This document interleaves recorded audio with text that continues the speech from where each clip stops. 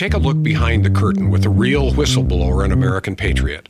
Prepare to embrace the uncomfortable truth because this program has no time for comforting lies. Here is civil liberties enthusiast, Second Amendment defender, and recovering FBI agent Kyle Seraphin.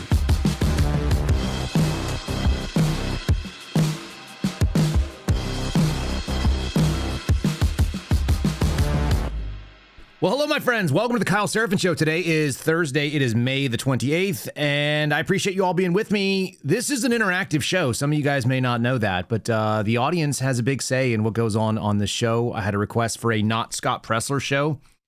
No, we're not going to be showing his potentially, escort service profile on this show. We're going to be talking about something I think is a little bit more long-term. It's a little bit more troubling. It should bother you. I'm pretty sure that Ted Kaczynski, the Unabomber, was right. I've been pretty sure of that for a long time, by the way. That is not a popular opinion to hold if you are an FBI agent, and I held it when I was an FBI agent. There's a small contingency of us who sat out there and thought, Uncle Ted was probably correct. Now, I don't think he made the right decisions, but I think that his founding premise was accurate. So we're going to do a little walk down memory lane. And we're going to discuss a new breed of domestic terrorism. Now, yesterday I did a little discussion about the boats that are getting bombed. Our government is still out there dropping drone strikes into the Pacific and into the Caribbean. And they're striking, quote unquote, terrorists that are involved in narco trafficking terrorism. Okay. I would suggest to you to be careful about what you cheer for. Because when your government thinks it's cool to be able to drone strike and kill off terrorists, inevitably they get closer. That's been the legacy of 9/11. That's been the legacy of this country over the last 25 years. The war on terrorism taught us one thing. Our government goes and finds terrorism outside of our boundaries. It runs out of terrorists outside the boundaries. It finds terrorists inside the boundaries that are associated with those that were outside. It gets rid of all them. And then it starts looking for reasons to continue to activate. It reminds me of every single sort of like dystopian AI robot problem where the problem starts off and it's like, oh, I'm going to solve the problem. And it solves the problem so good that eventually it comes after the person that created it. That's what our government does with terrorism. And we're going to find out that there's no exception to this. It starts off with people who are fringe and potentially they have some sort of unsavory ideas about race. And then it ends up growing into people who just served in the military and they think that they should be able to be well armed.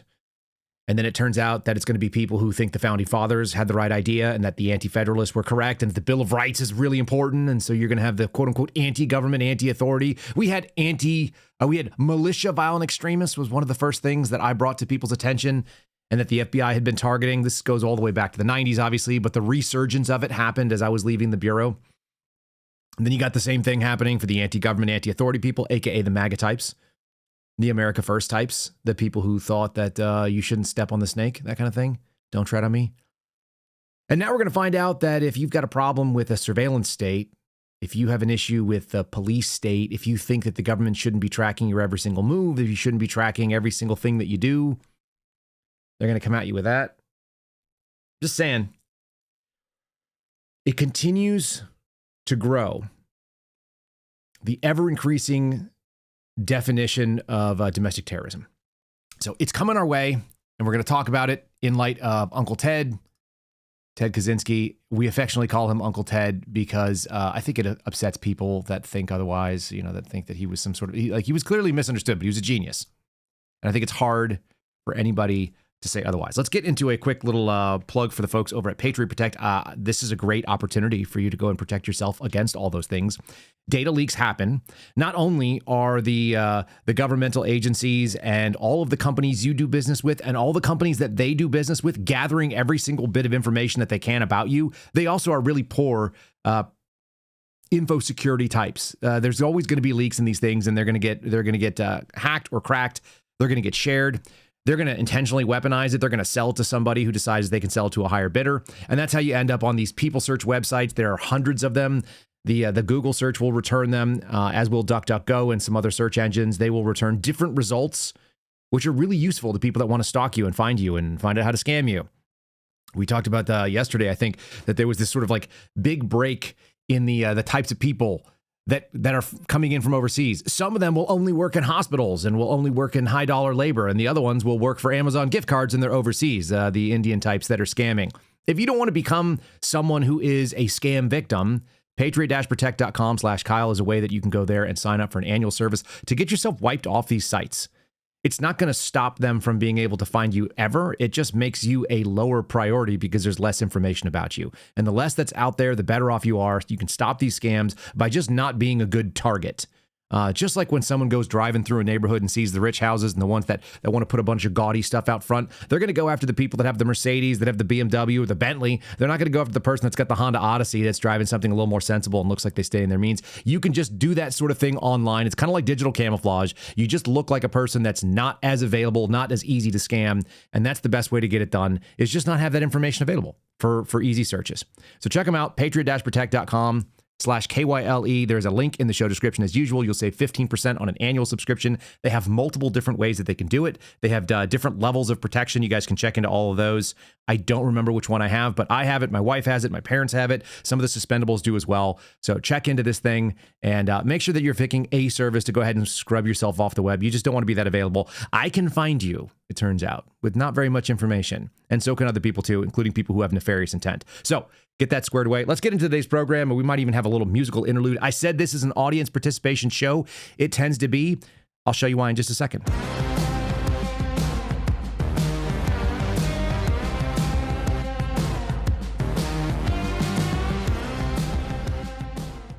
So I'm a little bit fixated on a couple things. One, obviously, Uncle Ted and Uncle Ted's Cabin, and the fact that I think that the manifesto, Industrial Society and Its Future, which was written by the Unabomber, at that point in time unnamed, and then later confirmed to be Ted Kaczynski.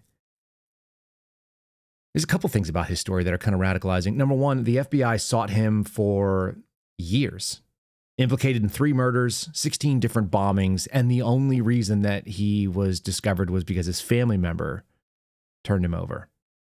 Not because of brilliant work by the FBI, as much as they would love to have you think that. They are completely ineffective at catching really smart people unless somebody decides to give them up. So there's that. And that's a little bit radicalizing. It's almost always something dumb that trips somebody up like that. Again, like a family member turning them over. Or maybe you screw up on your timesheets. We'll talk about the CIA guy that had $40 million in gold bars at his house. That's pretty wild too.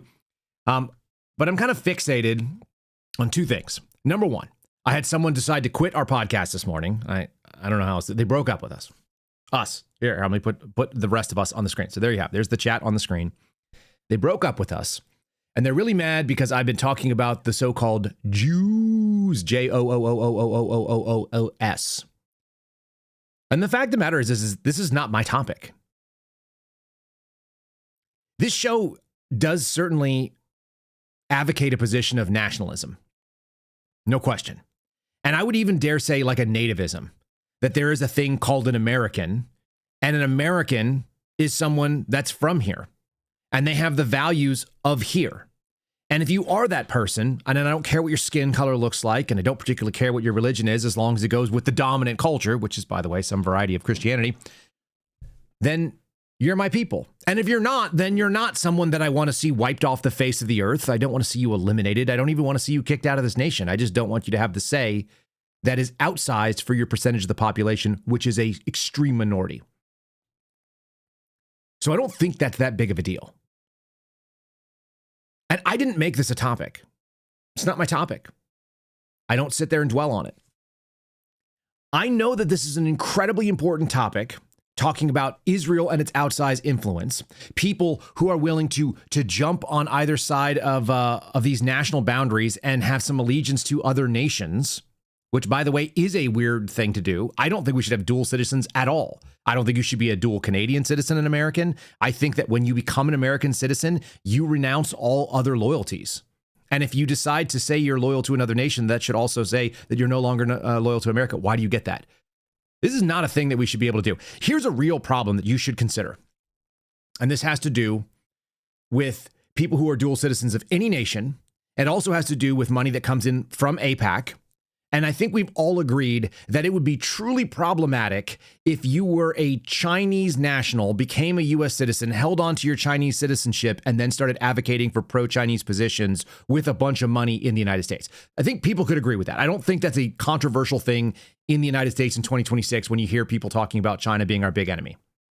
Interestingly enough, a lot of the propaganda that I see from the propaganda outlets in India, which I've now started following some Indian propaganda, they all are really, really mad about China. And they want to point out how filthy China is and how broken it is and how racist it is and how mean it is and how their systems don't work. It's like, oh, wow. I've seen the videos of India and they don't even compare when it comes to filthiness and disgustingness and people getting hit in the back of the head by trains because they're retarded. That's pretty impressive. But anyway, so there's this anti-Chinese bias that I see through Indian propaganda. But let's just stick on the Chinese thing for 1 second. Imagine Chinese people, ethnically Chinese, interested in China and backing the positions of the Chinese government coming here and advocating on behalf of an American-Chinese relationship. We'd have a real problem with that as Americans, I think. Now you can do that. You can actually buy American citizenship and American green card with the Trump Gold Card program where you put up whatever it is, $1 million or $5 million. You can legitimately buy your way into America and American citizenship. How many people need to do that before they come in here and then they start their own little super PAC where they have the ACPAC, the American Chinese Political Action Committee, and they advocate on behalf of the positions that make America and China's relationship stronger? People would see that problem right away. They'd go, this country is, a trade partner, no question. We trade with China all the time, but they're not our ally. That's the same truth that's about Israel. It's not our ally. And we've had George Hill come on here and talk about this 30 years in the intelligence sphere. There are not intelligence professionals that go out there and say, they're our greatest ally. We don't even consider them an ally at all. At the very best, they're like a frenemy where we're kind of always suspicious and wondering like, hey, what angle are you trying to work with here? And sometimes they're out and out working against our interests, which is why you saw guys like Joe Kent leave at the top of the intelligence field. He was a director level position in the intel service. And he was like, we got a problem. Here's how I know this is a big topic. And again, this stems from someone letting me know that they were leaving the podcast and maybe they tuned in to hear about it. I'm not going to read your email. It wasn't particularly interesting and it wasn't accurate. I posted it over on X. If you guys want to read it, you can find it.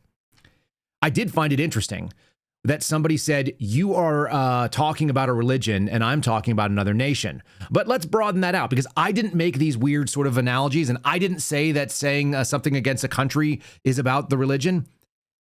The people who are saying it are the people that are advocating for the opposite position of mine, which is basically, like I said, American nativism, bacon cheeseburger nationalism, dominant culture of America means something. God, by the way, do you know who else said that? Donald Trump. He said it explicitly and implicitly by saying he wanted to make America great again. He wanted to throw back to a time when America was better, and America was better when it held on to American values that were widely accepted by Americans. And there's a definition for these things. It turns out a guy who's a quote unquote longtime resident of Frisco is in fact not what I would call an American, nor would anybody else. No one would look at him and be like, oh, you're American. I don't care what your passport says. You're a paper American, as some people have called it. You're not from here. And maybe your children will be if they choose to assimilate. But if you choose not to, and there's a big problem with people that don't, then you're not. You get a choice in America. You can become one of us, but you have to make the choice to become one of us. And that means that you accept the dominant culture here. The other thing is the audacity of people coming from another place, having access to the breadbasket that is America, this brilliant place that we allow you to be, and we don't judge you just by showing up. And then you have the audacity to tell us how to do things when you've only been here for not even your lifetime. That is truly galling to me when I see people from overseas naturalized to the US, not accepting the dominant culture. You don't sound like me. You don't sound like my children. You don't sound like anyone that I grew up with. And you want to tell us how to do things? That's freaking shocking. So I actually have an audience contribution to this. This comes from Shane Lynn. Shane Lynn was inspired by yesterday's Unabomber, the guy who wanted to tell us this is the chairman of the GOP in Texas, America. You know, where Greg Abbott has let in so many Hindu people that we no longer resemble the Texas that I was growing up in. and I moved here in the early 90s, maybe 91. I go a long ways back with Texas. I've moved to Texas 7 times in my life. I've moved away and come back. And every time I come back, it's less like Texas that I grew up in. That's not the case for everywhere, but it is the case for Texas right now. Here's a little contribution for those of you who are worried about what the elections will look like. Don't worry, it'll be red in Texas in November. It just will be a very different style of red. Here's a few seconds of his music if you haven't checked him out before. Come November, hot thunder. Texas voting red like always. Brother boots go stomper, flags go flumber. Whole dang state go wild. November, come November. Don't you wonder why the maps stay red every summer? Hurry flowing by the lumber. Everybody shouting, come November. Mostly I wanted to play that for you so that you also would have that in your head because it's super catchy. So if you guys have not heard it, now you've heard it. You can go check out Shane Lynn. It's at Shane Lynn Music. You can find him on X. You can find him on, I think they misspelled it on the AI graphic there. You can also find him over on Spotify, and you should. I think his stuff is pretty catchy and good, and he's a listener, so I appreciate that, Shane. Thanks for sharing that with us. It's in my head. Let's do a little bit of news. We're going to get into that argument that I'm making, and there are two interesting sort of subcultures that have taken up in America that apparently are both the highest income subcultures in America. And the reason they're doing it and the reason that they're successful, they attribute the success to not participating in the American system by basically keeping things within themselves. And that is the issue, because that's not an American thing, generally speaking. Let's talk about the most American thing you could do. You could work for the federal government and you could try to steal from everybody. You're going to take the money, remember Office Space? She talked about the pennies from everybody. How about you take 300 gold bars valued at close to $40 million? Former CIA officer accused of stealing 300 gold bars, sources say. A longtime senior officer was accused of lying on his background for nearly 2 decades. I wonder what this guy also did to get on the radar. Because usually you can get away with this kind of stuff. You can get away with being a scumbag for a very long time, it turns out. Former CIA officer with a top secret clearance, that's going to be everybody at the CIA, has been accused of stashing millions of dollars in gold bars in his home. Pro tip, if you steal millions of dollars in gold bars, find another place to put it that's probably in like a trust and not in there. Maybe invest in Patriot Protect and try to get yourself wiped off these things. You don't need to be putting gold bar millions in your home. He claimed he needed it for, quote, work-related expenses. We all had those, guys. Everybody has had to deal with it where you've ended up with petty cash in the tune of millions of gold bars. Cool. Court documents, 2 people familiar with his employment history said. The guy's name is David Rush. He held a management position. He's charged with criminal theft of public monies in a complaint filed in the Eastern District of Virginia. He's in EDVA. Because where the CIA is, he's probably screwed because that's a very favorable seat to prosecute somebody from the government, by the government in that area. His lawyer did not respond to a request for comment. He's also accused of lying to employees about his background for nearly 2 decades. This seems like a real common thing for senior managers that I've seen. They'd like to embellish or they like to allow a lie to exist. That was one of my favorites. I had a boss whose name may or may not have rhymed with Shark Revit. Just kidding. His name was Mark Levitt. Mark used to have a plaque on his wall with a trident on it. And it was from members of SEAL Team 8 in appreciation for his service. And he left it up on the wall there, and he let people that worked for him think that he had been a Navy SEAL, even though he had just been an intel weenie and an intel officer. And when people would say that he was a Navy SEAL, then he would make sure that he didn't hear it. So he wouldn't correct them. One of my cardinal sins was someone told me, hey, he was a Navy SEAL. Like, he was a diver. You were a diver. You guys would probably get along. I was like, he wasn't a Navy SEAL. I read his bio when he came in here. And they were like, oh, I'm pretty sure he's a SEAL. He has a SEAL trident on his wall. No. The bio came out twice from the special agent in charge secretary. You could check into it. It's no big deal. He was not a SEAL. And of course he wasn't. And then when my boss told her boss that he wasn't a SEAL, then he hated me for the rest of the time that we worked there. They kind of do that sort of thing. It's interesting how many people have basically tread on some stolen valor lines, and then they just get really, really touchy when you've sort of punched through the veil because they were curating a persona. God forbid. You're supposed to respect that. He's accused of lying to his employees about his background for nearly 2 decades. Asked about Rush case, a CIA spokesperson said in a joint statement with the FBI that the FBI had arrested a person after a referral from the agency. An internal CIA investigation identified potential violations of law.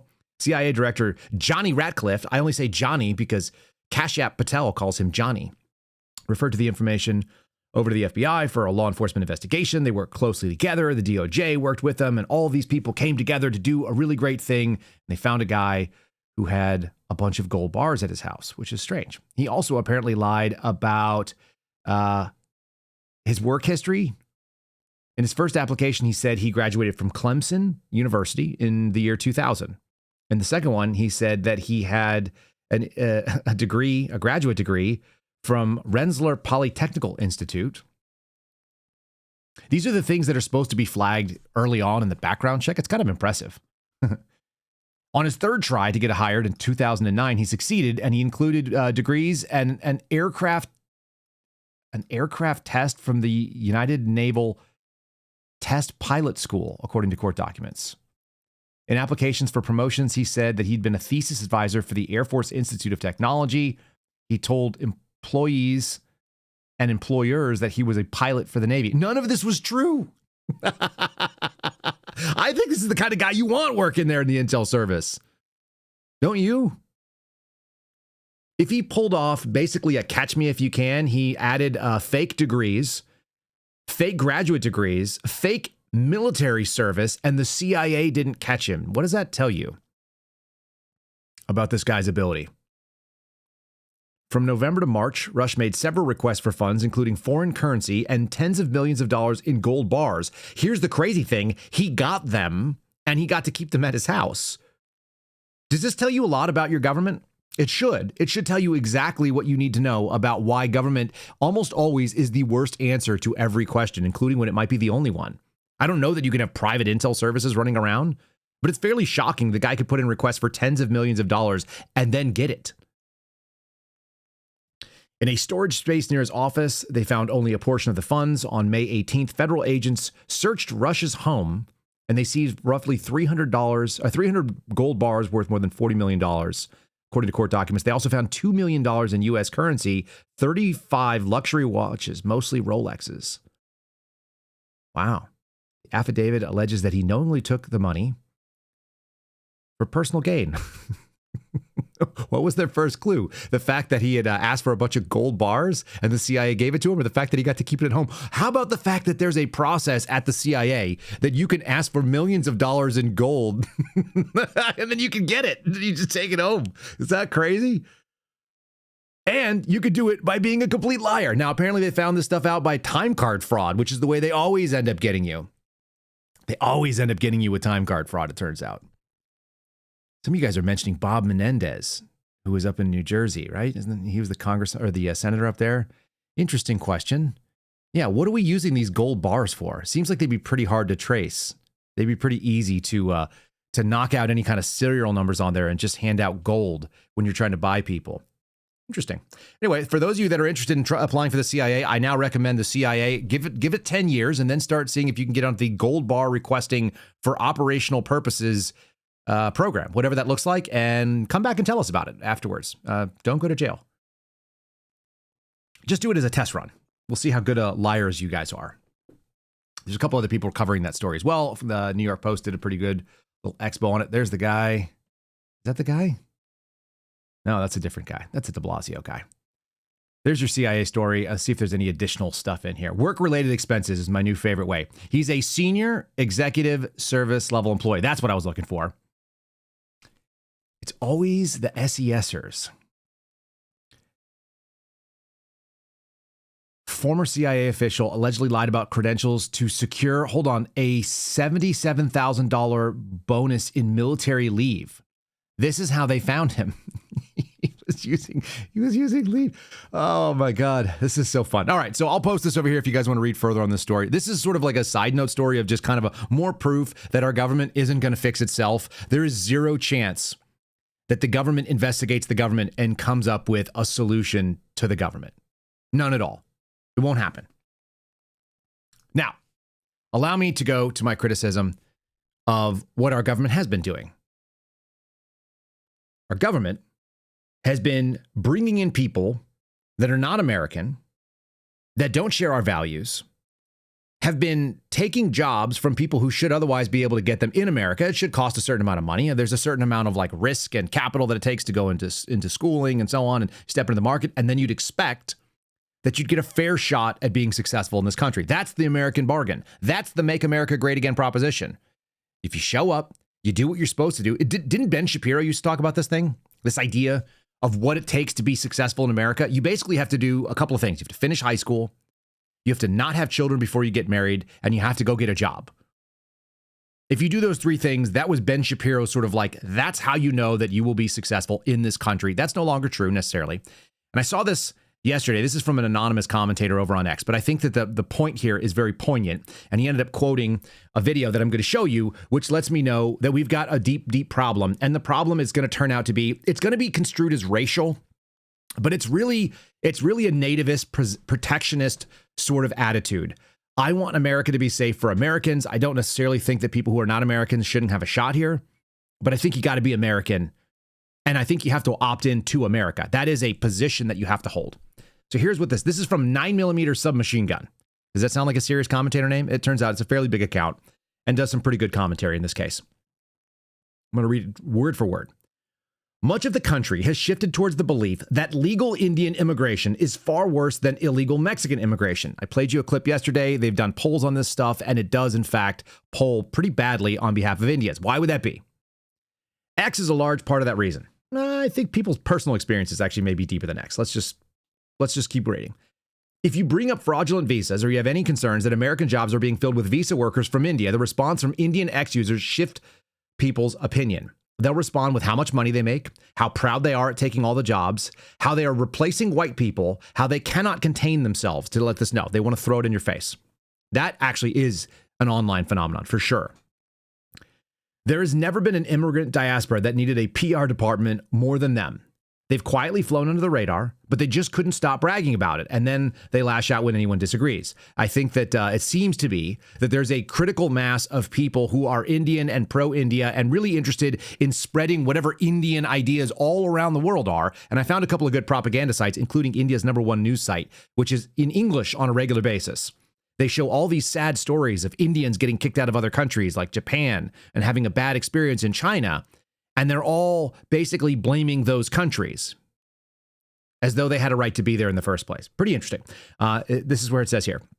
Final point. I'm at the point where my biggest immigration concerns are legal visa holders. A lot of people are there as well. This largely would have gone unnoticed if it wasn't for X and the constant bragging. I actually think it would go noticed. I don't think you can get it unnoticed. And it wouldn't go without us noticing, because all of us live in communities where you can either see that the community looks the way that it used to, that it's populated by people that it used to be, or maybe not. And when you see the thing from the Texas GOP, where you've got Scott Pressler, who's not particularly GOP material, let's just say that nicely. He's a flamboyant homosexual man from Virginia, from the East Coast, coming into Texas, wearing cowboy boots like he's going to have sex with a sheep in a minute, which is the thing that people keep reminding me. Leaving your boots on the outside of your jeans gives a spot for the rear legs of an animal. This is very, very unsettling stuff, by the way. I don't want people to keep posting that at me. I've had enough of that visual, but now I've had it. You have it. Let's deal with it. And the lead of the Texas GOP, the GOP, which stands for, I think, the gay old party at this point, is an Indian guy from India who came here as he was becoming an adult at 16 years old. I'm going to give you a little taste of that. Then I'm going to show you some other stuff that's popped up. And we're going to see that people are reacting not to online rhetoric and not to like online bragging. They're reacting to seeing that their political system is being hijacked. When I drive around and see signs for Congress, and a bunch of them are unpronounceable multi-consonant names that come from the Indian subcontinent or from the subcontinent in Asia, it's like, why are there a bunch of South Asian people here? Which is a really funny little word game they play. Because there's not really a negative stereotype against Asian people in general, not the same way. Asian people have come to this country for decades, and they almost always end up assimilating because they're willing to do business with other people. They may keep their ethnic community a little bit, but at the same time, you see that they want to open businesses for all the people, not just for their own communities. Now, Here is the nauseating bit from Scott Presler that inspired the Unabomber bit. And then we're going to go and make it even worse in just a minute. Hey everybody, this is Scott Presler and Republican Party of Texas Chairman Abraham George. You know, of everything he could be doing today, the chairman is here in person at a polling location in Collin County. This is Allen, Texas. And I have been here since 9:30. It's now 2 o'clock, shaking every hand, meeting voters, and it's been a steady stream, which shows me that people know about today, the runoff. I am also He goes, this is Allen, Texas. What does he know about Allen, Texas? Honestly, what does he know about any of this? He doesn't know anything about Collin County or Allen, Texas. He's not a Texan. For those of you who are wondering, this is not Austin. This is not near me at all, which is full of tech workers and stuff. This is DFW, Dallas-Fort Worth. This is where I grew up. Collin County was the places that I would hear where the tornado warnings were when they weren't going to hit my county because we lived in Tarrant. This is Allen, Texas. All right. He says the chairman is here and he could be anywhere else. He's literally, what do you mean he could be anywhere else? This is their Super Bowl. This is their freaking primary runoff race day. Of course he's going to be there. And he's going to be there with this like puppet that they've propped up. The same guy was out there taking pictures with Ken Paxton. Immediately soured me on Ken Paxton. And then I remembered Ken Paxton, born in 1962, also a boomer. So nothing like getting rid of a boomer to put another boomer into the Senate. Like I can't give a shit about these people other than I don't want to be part of any of it. So when I continue to tell you guys that I'm not voting, this is part of the reasons why. They're convincing me with their own words. Let's just hear what Unabomber has to say. Mr. Chairman, of making sure that Mr. once Chairman. we have all of our Republican candidates, that we as a family I love that they couldn't even wear a freaking together, microphone. It's so easy. United in It's our like $200, conservative guys. values to ensure that every one of them from Again, I'm going to reiterate. The Texas Republican Party and the National Republican Party that props up this effeminate man told you that conservative values equal a non-native born American running the Texas gay old party, and Scott Presler, a flamboyant homosexual from the East Coast, is going to come in and tell you there is nothing less Texan than what I'm seeing on the screen right now. the top of the ticket to the bottom of the ticket wins, which means mark your calendars. Tuesday, November 3rd, 2026 is Election Day.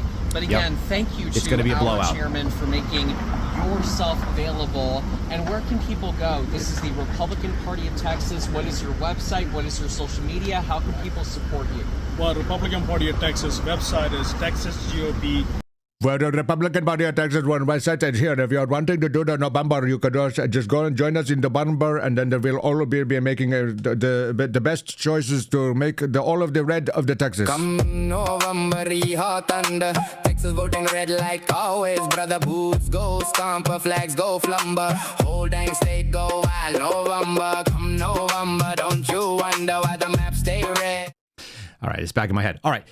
Here's what really got me going yesterday. It's not just on one side of the aisle. It's not just that Republicans are going like, well, we're pro-business and we're pro-data centers and we're pro-technology and we're pro-hiring people because that's the best thing for businesses. No, it's on both sides. So in that same area, there's a guy whose name is Sandeep. That's Sandeep. And he's going to run for office as well. Now, I added Sandeep's... Here, we should pull up his Ballotopedia because this is relevant before we get into letting him say it in his own words, which is going to be tough for you guys. He's running under the Democratic Party's nomination. He's the nominee for the Texas House of Representatives, which is our state house, District 66. Okay? He lives in Plano, Texas. I'm reading his bio. He earned a bachelor's degree from Lucknow University. You might be shocked to find out that Lucknow is some bullshit school in India. And he did that in 1986. His career includes working as a broker and a real estate consultant with Remax, which is he's a real estate sales guy. Then he was a data architect with Xerox and a principal architect with Fidelity. But in reality, he's just been a real estate guy from what I can tell. He also is almost unintelligible in English. His last name is also unpronounceable, so you can imagine why they put Sandeep on the signs, because the alternative was putting Shrivavastavavava. What is it? Srivastava. Yeah, I don't think Srivastava for Texas is going to fly, nor is Sandeep for Texas going to fly, by the way. Everyone drives by that and goes, well, the sand is deep. Is it deep? It is not deep. There's no sand here at all. This is North Texas. All right. I'm going to play his little bit in 1 second here. If you guys are watching on YouTube, give us a like. If you're watching over on Rumble, give us a like. If you are listening on the audio platforms, you may hear an ad.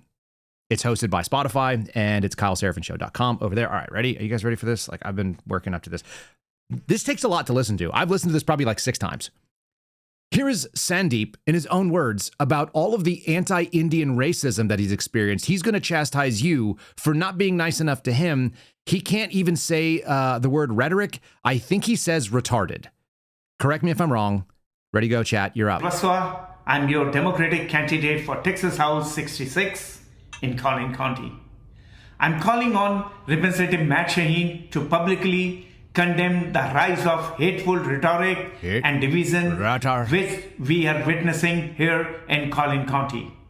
Public office comes with the responsibility to stand up and defend all members of our community, regardless of race, religion, ethnicity, or background. At a recent Frisco City Council meeting, extremists targeted members of South Asian community with dangerous and inflammatory rhetoric. Silence in the moment like these only enables more hate. Now is the time for leaders at every level to speak clearly and stand firmly against xenophobia, Hinduphobia, and Islamophobia.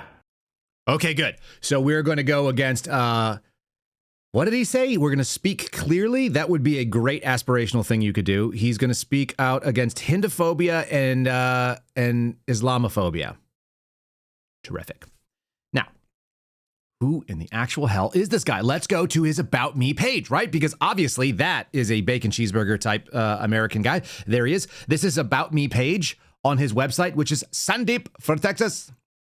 About us. This is what I was really curious about. Will he own it? Like, I came from India and I'm an immigrant. I had a successful story here, and that's why you should love me, because I love America so much that I moved here and I made my life here. Nope. We're going to do just sort of shading around the edges and lying and hoping, as though we are not going to be able to read that his name is Sandeep Saravastatavasava. He's a longtime Plano, Frisco resident.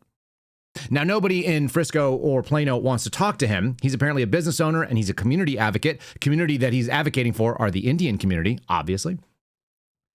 And he officially announced his candidacy so that he could be a representative in the state house as a Democrat. Again, it doesn't matter what side of the aisle you're on. We're being invaded by this. He's going to challenge 5-term Republican incumbent. Yeah, I'm not crazy about any of these things either. I don't know if they're doing a great job. He brings bold, fresh, Curry-style leadership. I made that part up. To the Texas legislature, leadership that reflects diversity and values and priorities of District 66. What are those priorities, you wonder? That's a different one.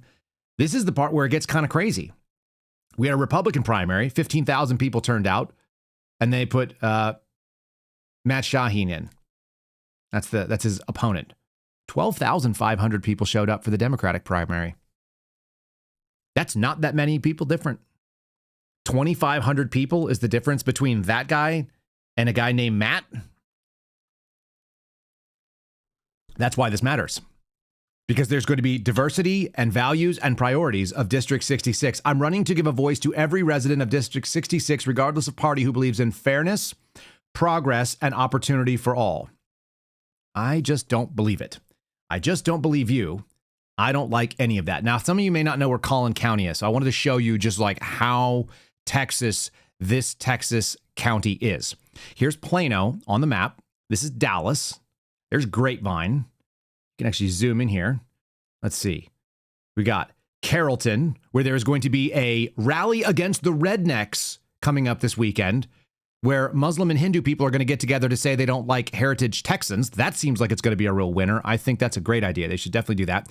Here's Coppell, which is pronounced Coppell, not Koppel, as I found out when I moved there as a child in 91, and they ran it as a front page story in the local Coppell Gazette. It's pronounced Coppell. Yeah, there it is. And right next door to these places are Plano. Now, I knew people from Plano when I was growing up. I went to school with people from Plano. I swam against all these different areas out here. Frisco was the boonies. That's where you went out there if you had like cattle. Nobody lived in Frisco. Not when I was a kid. Wiley was too far out for anybody. But here you have a county it's about 50% rural and it's about 50% urbanized, like hyper urbanized, that didn't used to have people at all. It used to be the white flight suburbs that people would run from because they could buy big houses on some space when they used to live in the more sort of crowded areas of DFW. And there's a real possibility that you get a guy who can't say the word rhetoric, instead says the word retarderic, or whatever the hell you just said. Here, now I'm zooming out for you. It is deep, deep in Texas. You've got a couple of major urban areas in this state that I live in, which I won't be living in forever. One of them is Mexico. This is called El Paso/Juarez. This is not Texas. They think that they are Texas, but everybody else thinks they're not Texas. Then you've got a big open area here. There's Midland, Odessa, and there's Amarillo. Those aren't real places. You can drive through them, but they don't really exist. Just kidding, guys. You know what I mean, though. They're not big. Then you've got this sort of like complex between Austin and San Antonio, which has become a big area, and some north and some south of it. And you got a lot of data and weird stuff in there. You got this halfway middle ground here where Waco is. And then you have Dallas-Fort Worth, which is a massive area. And then you've got Houston. There's some really seriously enormously large urban areas in all the different regions of Texas. But this is pretty deep in where you would expect to find Texas-y Texas stuff, especially when you talk about going right here, like you're a few minutes away. You're an hour south of driving to Oklahoma and being in the boonies. You could be in the boonies out here. I've got friends that live out in Tyler. That's boonies. All this stuff is boonies. It's boonie adjacent. And you have freaking Indian people out there telling you that we need to reflect values and diversity. I think that's wild. Here is a local resident and or citizen, but will not confirm, a lady who basically looks like she's experienced every single American leftist university idea. And she is going to go on a rant at the city council to let people know that white people are racist. It's really hard to eat this stuff, to shovel this garbage in and take it in and go, you've been given a huge opportunity to come and live in this place. And you're abusing it by telling people how they need to behave in their own country. The audacity of going into another nation, saying, you've accepted me, you've given me opportunities that I did not have in my homeland, which is why I came here, but now I'm going to shit on you, and you should accept me harder and more, and you should do what I say because I have so much value. For a collectivist culture, there's some really weird narcissistic individualism that comes in there. That may be the quote of the show. Let's see what this lady had to say. She won't tell you whether or not she's a citizen. You can kind of tell by the way she's speaking, right? I wanted to talk about the racism that has been happening in these city council meetings. I am of South Asian descent, and whether I am a citizen or not doesn't seem to be of any concern to people over here, because it doesn't matter. Whether I have an H-1B visa or not, there are people in this room who think I don't belong here, and who push that the only people who do belong here happen to be white. That's why I'm standing here today, because unsurprisingly, there are racial attacks happening towards of-color immigrant communities here in Frisco, and the people elected into power have done little to address this problem. The city council members have heard, and will probably hear more after me, about why Indians deserve to be treated with respect, as major contributors to the economy, to innovation, etc., and thus deserve to be seen as separate from all the other immigrants. We're good immigrants. I think we need to stop this rhetoric and stop asking South Asians to continue this rhetoric, that we are good immigrants. And I think most importantly, we need to stop asking people to assimilate. This is something I've heard a lot talking to South Asian community members in Frisco. People say that we need to assimilate more, that being proud of the cultures we come from, that celebrating our holidays and festivals outdoors is bad civic sense. What does civic sense mean? Why does it matter? Unless you are indigenous, everyone here is an immigrant or a descendant of immigrants. All right. And then she's going to get into an argument about some sort of like relativism. No, you didn't come to a Native American, American Indian culture. You didn't come to a Native American nation. You came to a nation that conquered those people, just like your people conquered people years ago, and every single place on the planet is now run by people who conquered the previous occupants, period. That's what happens. Welcome to reality. Nobody is indigenous to this land, period. And I'm really sick of the idea. Like, I despise the concept that there's some sort of ancestral grab because your ancestors came here and then couldn't hold on to the property. Like, go check out Europe. They were constantly taking property from each other. They were constantly physically taking over territories and lands. This is like what the nature of it is. This is what human beings do. So she's going to appeal to some sort of bullshit leftist nonsense, this like myth of the noble savage, which I learned about when I was 16 years old.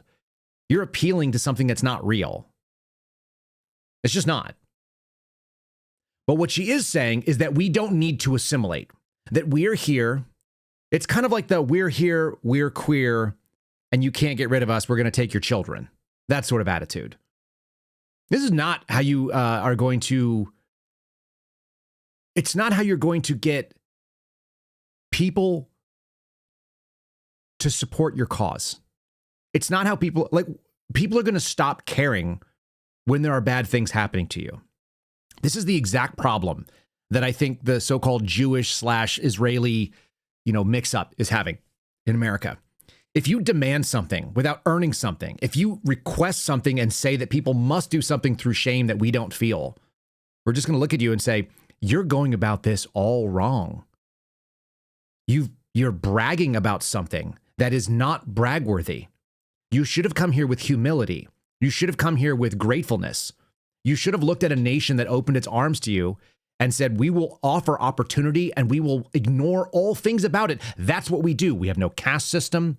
There is nothing that says whether you can or cannot be great here, but you have to participate in our system as it is. You don't get to make it your system, which, by the way, is dog shit, and that's why you left.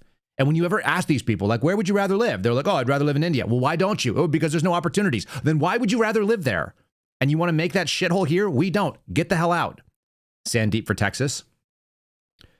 She goes on and says a bunch of other leftist stuff. I'm fairly confident that woman was raised here with a sense of entitlement, with a chip on her shoulder. I found this article, which I found was quite interesting, and it's timely. It's from the last couple days. This is written by the California Globe. H-1B visas surge. They displace American tech workers as foreign-born talent dominates Silicon Valley. Now, I've been watching a bunch of information, a lot of it coming out of India specifically, where they are talking about how do we get the 70+% of H-1B visas directly into Indian hands and nowhere else. How did we become the world leader or the American leader triumphing in getting all of these types of visas? And it's essentially a marketing ploy. There are fraudulent credentials that are used. There is a kind of pipeline. And then there's this sort of protectionism that takes place when people get those jobs in the tech industry, then they are only interested in hiring more people. And that attitude of I'm going to protect my community and that tribal instinct is the opposite of America. It actually has no place in America. I think that will be where you find that we can tolerate your demon god temples in your little places that you put them. But if you throw it in our faces, you're going to end up seeing like what the ugliness is. And the sad thing is, probably the saddest thing, is the Trump administration came in under a very specific, not genocidal, not xenophobic, not mean-spirited, but an attitude that America was better when America was dominated by Americans for Americans. And now you're seeing the Trump administration play footsie with this bullshit. They came in on strong statements and they failed on all of them. They don't do this stuff. You're watching our Secretary of State, who could have come in and been revolutionary and been like, I'm the Secretary of State of America. I represent this country and no others. I don't need to play nice because you need us. And instead, he doesn't play that game. In a sweeping May 2026 Real Clear Investigations report, it paints a stark picture of foreign dominance in one of America's most vital economic engines. This is going to get us to the Unabomber, by the way. I promise you. 2/3 of Silicon Valley's nearly 400,000 tech jobs are held by foreign-born workers. I'll say that one more time. There are 400,000 tech jobs in Silicon Valley, and over 66% of them are held by people that are not from here. That should really bother you. Indian-born employees account for 23%, Chinese-born 18%, together outnumbering U.S.-born workers with just 34%. according to a 2025 joint venture Silicon Valley report. This transformation also extends into the C-suites. Major companies are now being led by foreign-born executives with unpronounceable names that I will not attempt. Microsoft is listed. Alphabet is listed. Adobe, IBM, Intel, YouTube, T-Mobile. Many from India. It looks like most, with one or two of them maybe being born in Malaysia. Silicon Valley pioneers, which started off in American garages like Jobs, Hewlett, Packard, Noyce, Moore, etc., have gone global at the expense of our domestic workforce. Economics are compelling for corporations, sure. But are they really getting the best deal? Maybe so. Foreign software development, which comprises 38% of H-1B visas, earn roughly 30% less than Americans. Harvard economist George Borjas estimates that companies save nearly $100,000 per H-1B worker over the standard 6-year period. This redistributes wealth from those who compete with immigrants to those who use immigrants. Interesting. Fueling big tech profits, stock surges, while sidelining mid-career American professionals. Then they talk about a woman who's a Silicon Valley marketer. She had experience and resume and skills with stints at Google and Cisco, yet after 2 years of a relentless job hunt, she remained unemployed. Her story is enigmatic of a broken system. She was ordered by her Indian-born CEO to train a lower-paid foreign replacement before being laid off, period. I have friends that work in the tech industry. They've had the same experience. They've gone over and they've trained Bulgarians, and then they'll lose jobs in certain areas. People will go over and they'll train people in the Philippines or in India, etc., and then they lose the job. This woman says, I have experience. I should have walked right into these corporate jobs, but I didn't. Why? Because Silicon Valley is flooded with people who work for 2/3 of the price or even half the price. Now, one of the things that I thought was like, well, why is it? Is it something specific to this? Is it cultural? Is there a tactic that is being used? This is a woman who is part of the India First Post. I think that's where it came from. And she's talking about and explaining something, this tribal community attitude that is actually kind of foreign to Americans. Most Americans that I know, regular Americans, bacon cheeseburger nationalist type Americans, they're not going to look at you and say, well, how do you look? What is your ethnic background? They will evaluate you on meritocracy. They will decide whether or not you have the skills, whether you're trainable, whether you're coachable, whether you have a culture that's going to be, mixed well with the company. They want to find out if you're the right guy for the job or the girl for the job, and then they're going to offer it to you. And the rest of it doesn't really matter. If you start taking into effect things that are outside of that, because it's kind of foreign to us, then you end up in this weird tribal space that actually is very effective, especially if you get a little piece of the market because some people came in competently. I think this is a great example of what is bothering me about the propaganda. And by the way, listen to the top 2 earning groups that she's going to mention here. This is a woman who looks white for whatever it's worth. She looks white. I don't know if she's British or what, but she has an Indian accent, and she's doing this propaganda bit on behalf of an Indian publication about how great they are and how wealthy they are and why they're so successful in America. It's not going to make you feel good about it. Indian Americans are the second wealthiest ethnic group in America. They're second to Jewish Americans, and a typical Indian family earns up to 80% more than an average American family, while they also only represent 1.5% of the entire American population. And here are a few reasons why. Number 1, they prioritize education and higher education. One of the problems with that is, yes, that may be true, but are their educations the same? There was a study that I saw of 36,000 tech workers in India who had degrees in IT, and only 2% of them maintained a competency in the field that they would otherwise work in. So, do they have the capability of actually doing that work, or are they holding fake paper degrees? That's a problem. 82% of the Indian Americans hold a higher education degree. That's close to double what typical Americans have. No other ethnic group comes even close. I wish this was the case even in India. Why is it not the case in India? Oh, because they don't necessarily prioritize, or because they lie they come here, or are there no opportunities in India for people? And we're just getting like whatever the quote unquote best of their best are. Somebody said that's my boss. Yeah, here we go. Where we would genuinely support education way more than anywhere else in the world. Number 2, they actually want to own things. Vast majority of franchisee businesses and hotels in the US are owned by Indians. Got it. So just for whatever it's worth, guys, you don't want to own things. Mm-hmm. That is a galling statement. But yes, so it's because Americans don't want to own things. Or is it because there's backdoor deals where you find out that there's special rates that are offered and special business incentives to people so we can encourage diversity and progress? They're not looking to own just cars, houses, or clothes. They actually want to own businesses. Number three, and this is the most unique one, they keep the wealth within the community. We'll go to that in 1 second. I'll also mention, since our White House brought this up and Stephen Miller said it yesterday, there's a shitload of scams, a lot of them. And it's very, very common.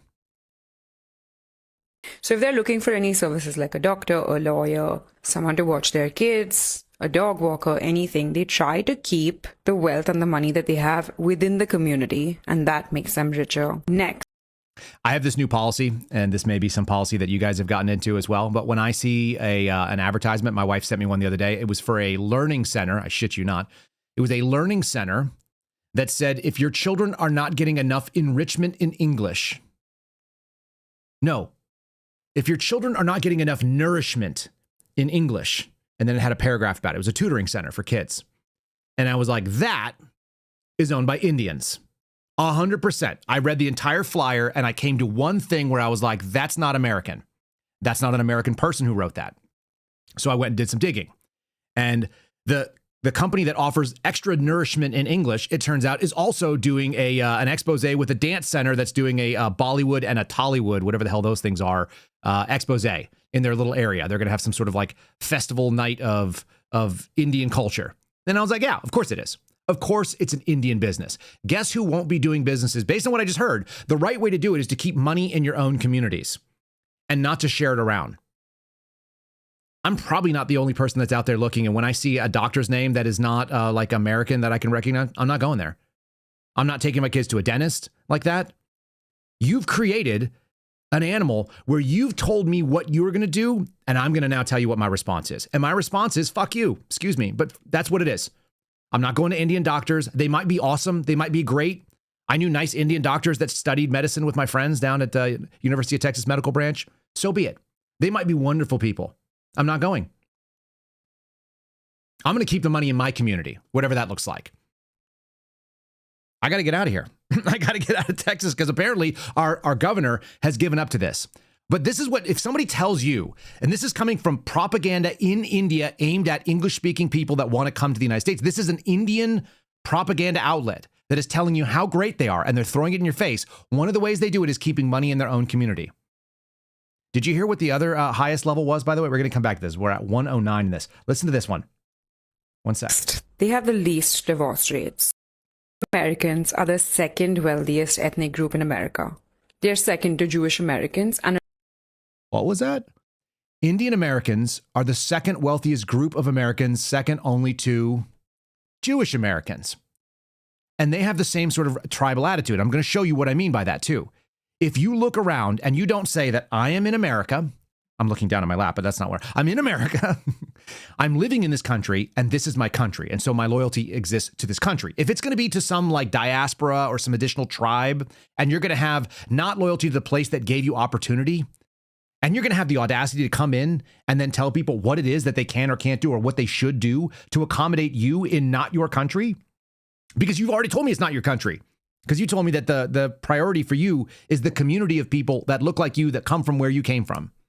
I can't fathom inviting a house guest over who comes in and says, thanks for inviting me to dinner. It was so nice. It was so nice of you and your wife to open up your home, and your children are lovely. And thanks for, hanging out with us. And our kids had a great time playing in the backyard. By the way, here's some improvements that we would like you to make for the next time that we come over. The next time you come over, would you please make sure you have these dishes available to us? And would you also probably dim some of the lights because we have a light sensitivity? We don't like fans on. So could you not have any of the ceiling fans on? That'd be better for us too. And by the way, we like the temperature to be quite a bit warmer.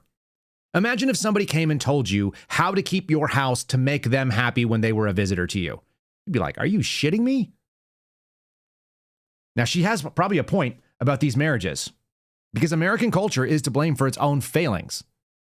We've accepted a bunch of leftism, and it's broken. It turns out the answer to that is exactly what I've been saying. Dominant culture, dominant Christian culture, bacon cheeseburger nationalism. It says, yeah, if you get married, you're supposed to stay and mean it. These other cultures have done that, and it does make you a lot richer, it turns out. Like I've never had more money than when I was married. For those of you that have a different experience, you chose poorly.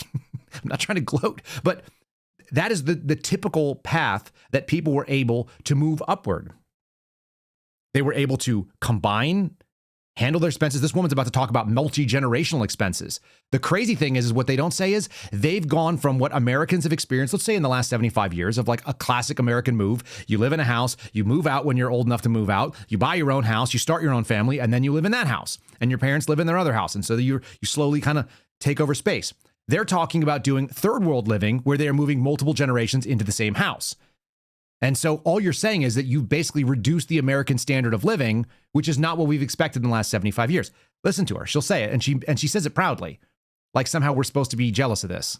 In the community, and that makes them richer. Next, they have the least divorce rates. And multiple different generations will share the household, basically pooling in their income, reducing expenditures without having to spend on the same thing multiple times.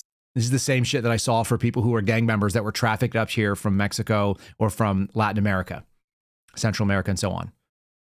Legitimately, people would come together. They would have 6 families rent out the same house. They would share expenses. They would hang up a little sheet. They would all like wash their clothes in the freaking garbage disposal or whatever the hell people do that are like that.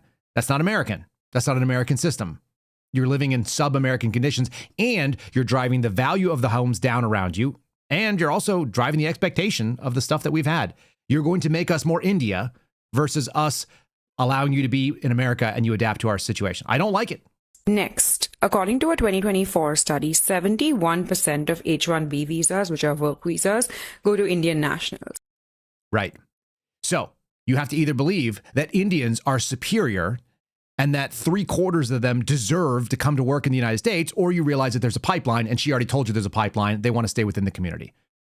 So we've opened up a door. We've allowed something to come in and invade us. And this is why people are like, hey, I'd much rather have Mexicans that have common culture with us, that share Christianity, that have a work ethic that is different. They're not coming in here trying to take jobs that like, they don't come in. I've never seen people come in and try to say like, oh, I just got here, I should be in charge. It happens, but not nearly as frequently as what I'm seeing happen in Texas. Mexicans have been in this country for the entire time. In fact, I think we took the country I'm living in from Mexico, and it happened a couple hundred years ago. What you're seeing that's crazy is people have been here for like several weeks, and they are now running for office. They were like, oh, I had an H-1B, and now I have a green card, and now I'm barely a citizen for 5 seconds, and now I think I should tell you how your government should be. And now I'm in charge of the GOP in Texas. They filtered out and wanted the top talent, the most skilled people from India to be in the US. And they started searching for this long ago. If 71% of that entire workforce is the highly skilled Indian competent employees, they're being captured against the average American. This is Vivek Ramaswamy's point, which is why he has no business being in charge of an American state. None. They're being captured. They're coming in to compete against the American workforce. You just heard why. Work for less, work in not American wages. And notice what this woman is wearing. What is she wearing? American fashions? A t-shirt? Where do you think that came from? She's living in an American standard type house. She might even be American for all I know, and with a fake accent. She's got a ceiling fan in the background. She's talking on her iPhone. Who invented that? Where did that come from? This stuff is gross. I mean, it's legitimately infuriating. And it's very interesting that people have told you that if they want to be successful, they basically say it's us against them, and them is their fellow countryman. This is how you're going to drive people to listen to what Nick Fuentes has to say. I think Nick Fuentes the other day was like, it's going to be us. It's going to be OG black people. Us being like people who were born here that have roughly European heritage. I don't know what all my heritage is. I'm a mutt. I'm an American. I wouldn't live anywhere else. My buddy Ryan trying to tell me, let's move down to El Salvador. I'm like, they're going to kill you with machetes. I'm not from El Salvador. I have nothing to do with El Salvador. I don't want to be a property owner in not my country. I want to be a property owner in my country. I want to be able to be that. What I don't want to do is be displaced by people that came in and decided that they have a different foreign outside loyalty, that they have a different foreign outside culture, and that they think they can foist that upon me. And they're going to do so by opening up a little crack in the system and then filling it with as much stuff as they can. It's kind of like putting water into a crack and then letting it freeze and expand. And then it's bigger. And the next time the water gets in, it freezes and expands and it gets bigger. You're driving this wedge.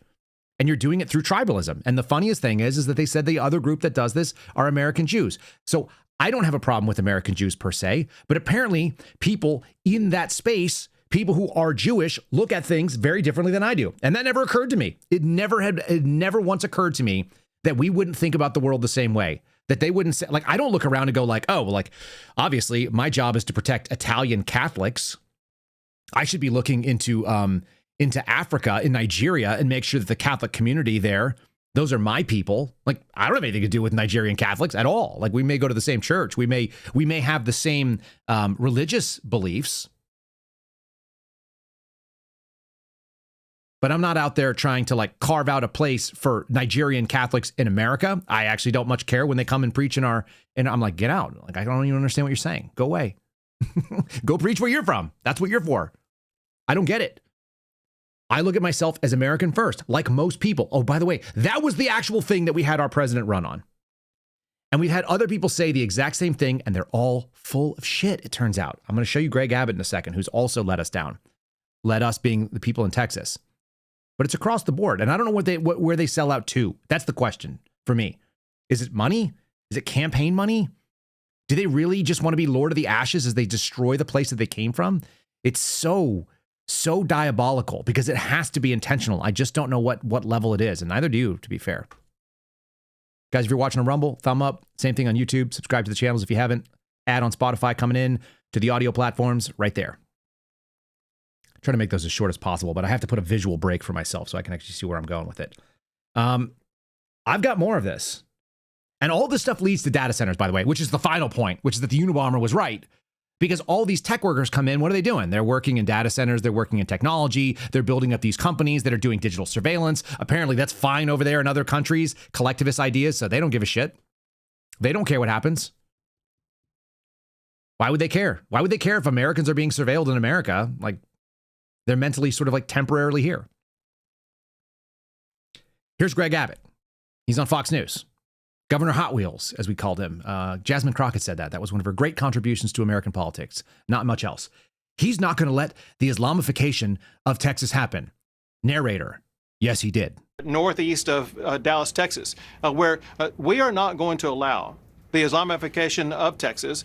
We will not allow Muslim-only communities. We're not going to allow no-go zones or anything like that. In fact, there was a referendum on the Republican primary ballot about completely banning statewide Sharia law, and that's going to pass this next session when we get back into next session this next January.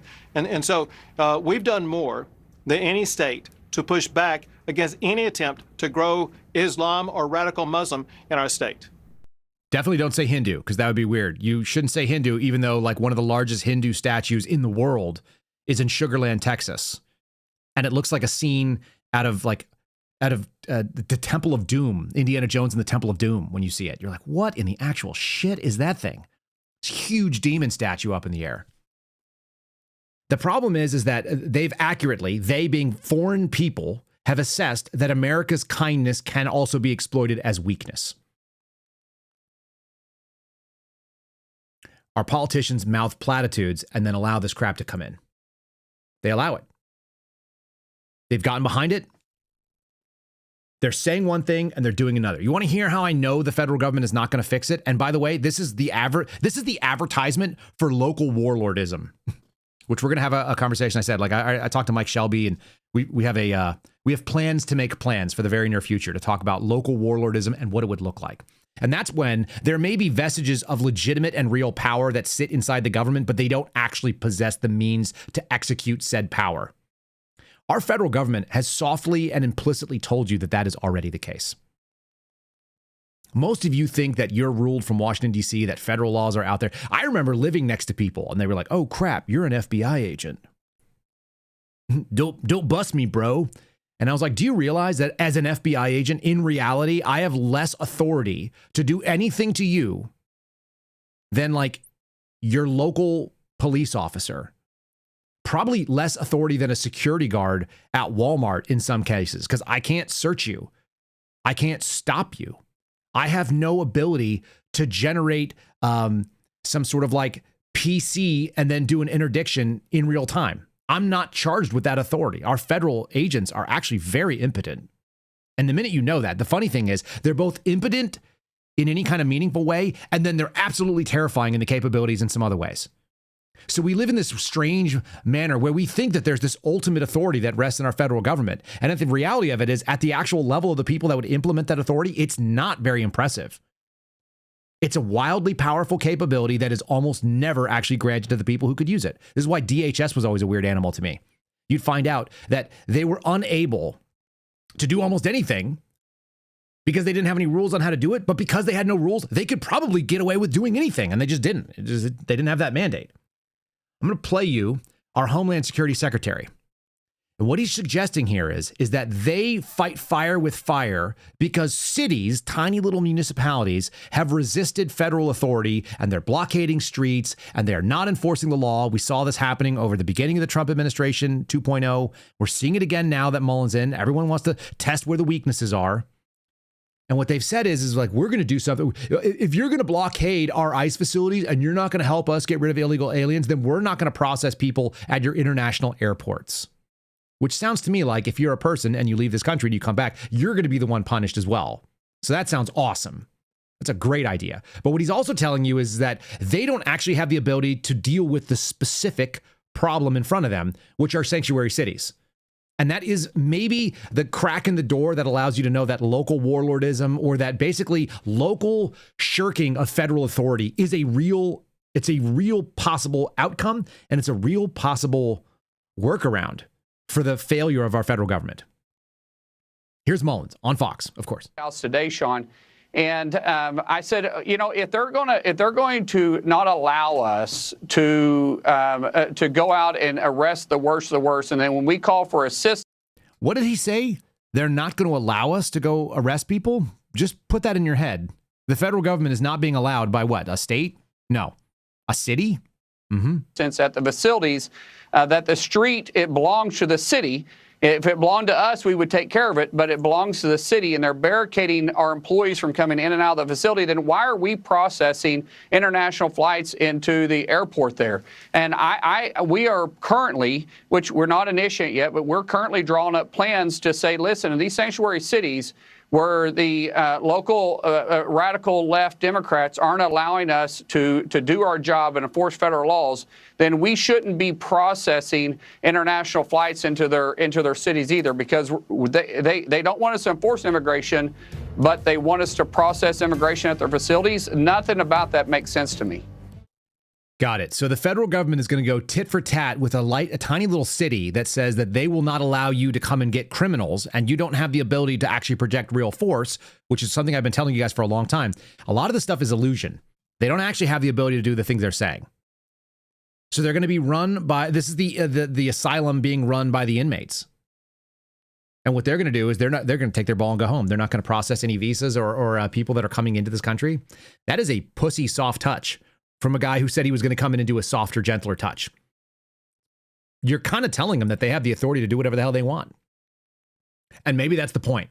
Maybe the point is that they're showing you that they could do something. They just actually are talking a bunch of big game, and they actually don't have the ability to do that, period. We found out that this administration didn't have the will to do the thing that they said. What was the will? Oh, here's what they said. Seal the border, carry out the largest deportation operation, end inflation, make America affordable. Who for? Americans. Who for? The American people. Who are the American people? Not the H-1B Indian visa holders that come in here. Make America the dominant energy producer. Stop outsourcing and turn America into a manufacturing superpower. That could also be taken a lot of other ways, but stop the outsourcing would be like, hey, stop bringing in people when there are Americans who will do those jobs.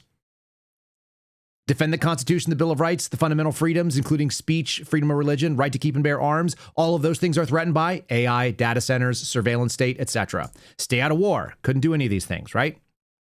And weaponized government. I'm going to show you what weaponized government looks like. It looks like the creeping definition of domestic terrorism because it's effective for the government to target people that are pushing back about what the government wants, not what the people want. I don't know anybody that's saying, you know what I want? More surveillance, more government overreach, and more government checking into my daily life. I'm sure there's some of them, but I think they're the minority still. Rebuild our cities. We're going to rebuild them with mosques and Hindu temples, apparently. Great. Strengthen and modernize the military. That seems straightforward. Oh, we could do that by getting rid of all of our old stuff because we gave it all to Israel, and then we're going to go do a war in Iran. That sounds great. And then a bunch of other sort of like socialist type ideas. And have they ever indicated to you under any circumstances that we are going to have a secure same-day voting, voter identification, paper ballots and proof of citizenship voting situation happening in Unabomber? Have they told you that? Because I didn't hear it. If the Trump administration was serious about their promises, then they wouldn't just say things that sound flamboyant and wild and like they get cheers from people on social media. They would do things because that actually would speak very loudly. Here's Stephen Miller, played it yesterday. I want to hammer it home. Apparently, we would be able to balance our federal budget without taking any more money. And you could balance it by just fixing fraud. So are they pushing everything they can to get fraud stopped? No. Are they pushing everything they can to get rid of the illegal aliens in this country? No. Are they pushing everything they can to stop the outsourcing and making people have an opportunity to like grow up in America and do what their parents did before them? No, they're not. They're defending all the things that they said they wouldn't. This is why people are pissed off at this administration. It's not going to be all of them. There's plenty of MAGA red people that are going to go out and vote. It's just not going to be enough to bring the coalition together of the people in the middle who are saying, F you, you put freaking Indian foreign-born people in charge of the supposedly conservative party in this country. What the hell are you conserving? It's obviously not us. Not abiding by our laws. And the amount that has been fleeced from us is in the hundreds of billions of dollars. I believe, based on what I've seen and what I've heard, is that we could balance the federal budget if the only dollars that went out of the Treasury went to individuals who were properly, lawfully, correctly eligible to receive them. And that ultimately is going to be what we have to do as a country. In the meantime, because of the Vice President's leadership, you are seeing the most muscular, robust, aggressive, dedicated, determined, and speedy effort to shut down criminal fraud that has not only ever occurred in the history of this country, but in any developed nation. So thank you. How about when it's not fraud? How about when it's explicitly allowed because the former administration allowed something to happen that should never have happened? We just had an article that was published in the Dallas area about housing in Dallas, and that a huge percentage of the FHA loans and first-time homebuyer loans went to people who were not born in the United States, primarily from India. And they covered 97% of the cost of the home, and 3% of the cost of the home was covered by first-time homebuyer incentives that were meant for theoretically Americans and people that are from here, and they went to foreigners, like non-Americans, not even people who were non-citizens. Maybe they're green card holders. So they got 100% financing, zero down financing. Some of you had to serve in the military and get injured to be able to get that rate. I mean, yeah, you get the VA, but you have to pay an origination fee. Most of you have to have a 30% rating with the VA to get a 0% rate to buy your home. And that was legal. They were allowed to do that. Are we correcting that problem? Have we fixed that? Nah. And now what you're finding out is that, 2/3 of the tech jobs, places like Silicon Valley, where people would be able to go get that job, like they're getting outcompeted by people who are not from here. They'll work for less. And then we go ahead and give them all the incentives that you would have if you were from here. Marco Rubio is telling you what's really important too. Listen to how soft and mealy-mouthed he speaks. Wouldn't it be nice if we had a diplomat that stepped up there and was like, look, I don't give a shit about India per se, unless it benefits my country, specifically America first. Wouldn't that be the thing we'd want? I know that's not what the State Department does. I know that's what the Secretary of State has never really done before. But wasn't that kind of what we were hoping for in the sort of like MAGA America First revolution? Because again, the guy got my vote. He got my vote because there was 20 promises and they were all pretty good. Just shaking my head here. Secretary, there is also an issue of visas for Indians, those who live in the United States. They have to come back to India for green cards now. That obviously concerns a lot of professionals in the United States. Why has America taken this decision? Well, it's not about India. It's about the whole world. The United States has taken a decision that it needs to streamline and improve our system of immigration. The fact of the matter is, and I think every country would understand it, again, this is not about India. This is a global situation that we're dealing with. Our country unfortunately faced a very serious migratory crisis a few years ago. Over 20 million people unlawfully entered the country.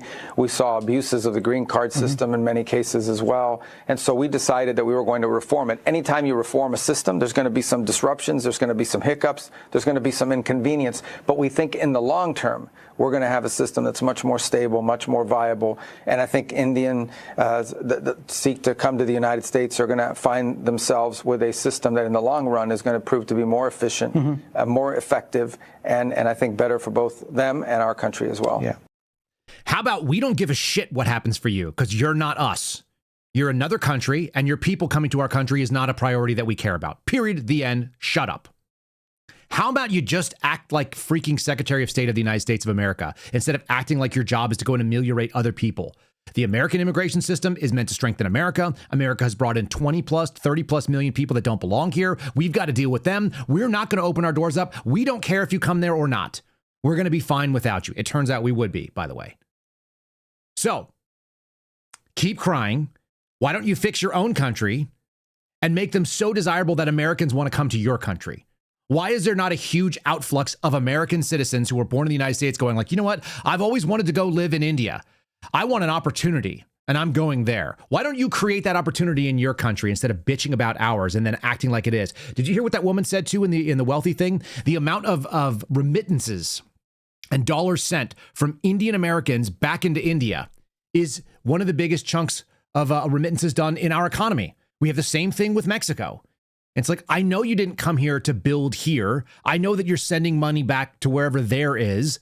Shut up. How come Marco Rubio doesn't say, you know, you're not part of our dominant culture? You're Hindu. We're a Christian nation dominantly.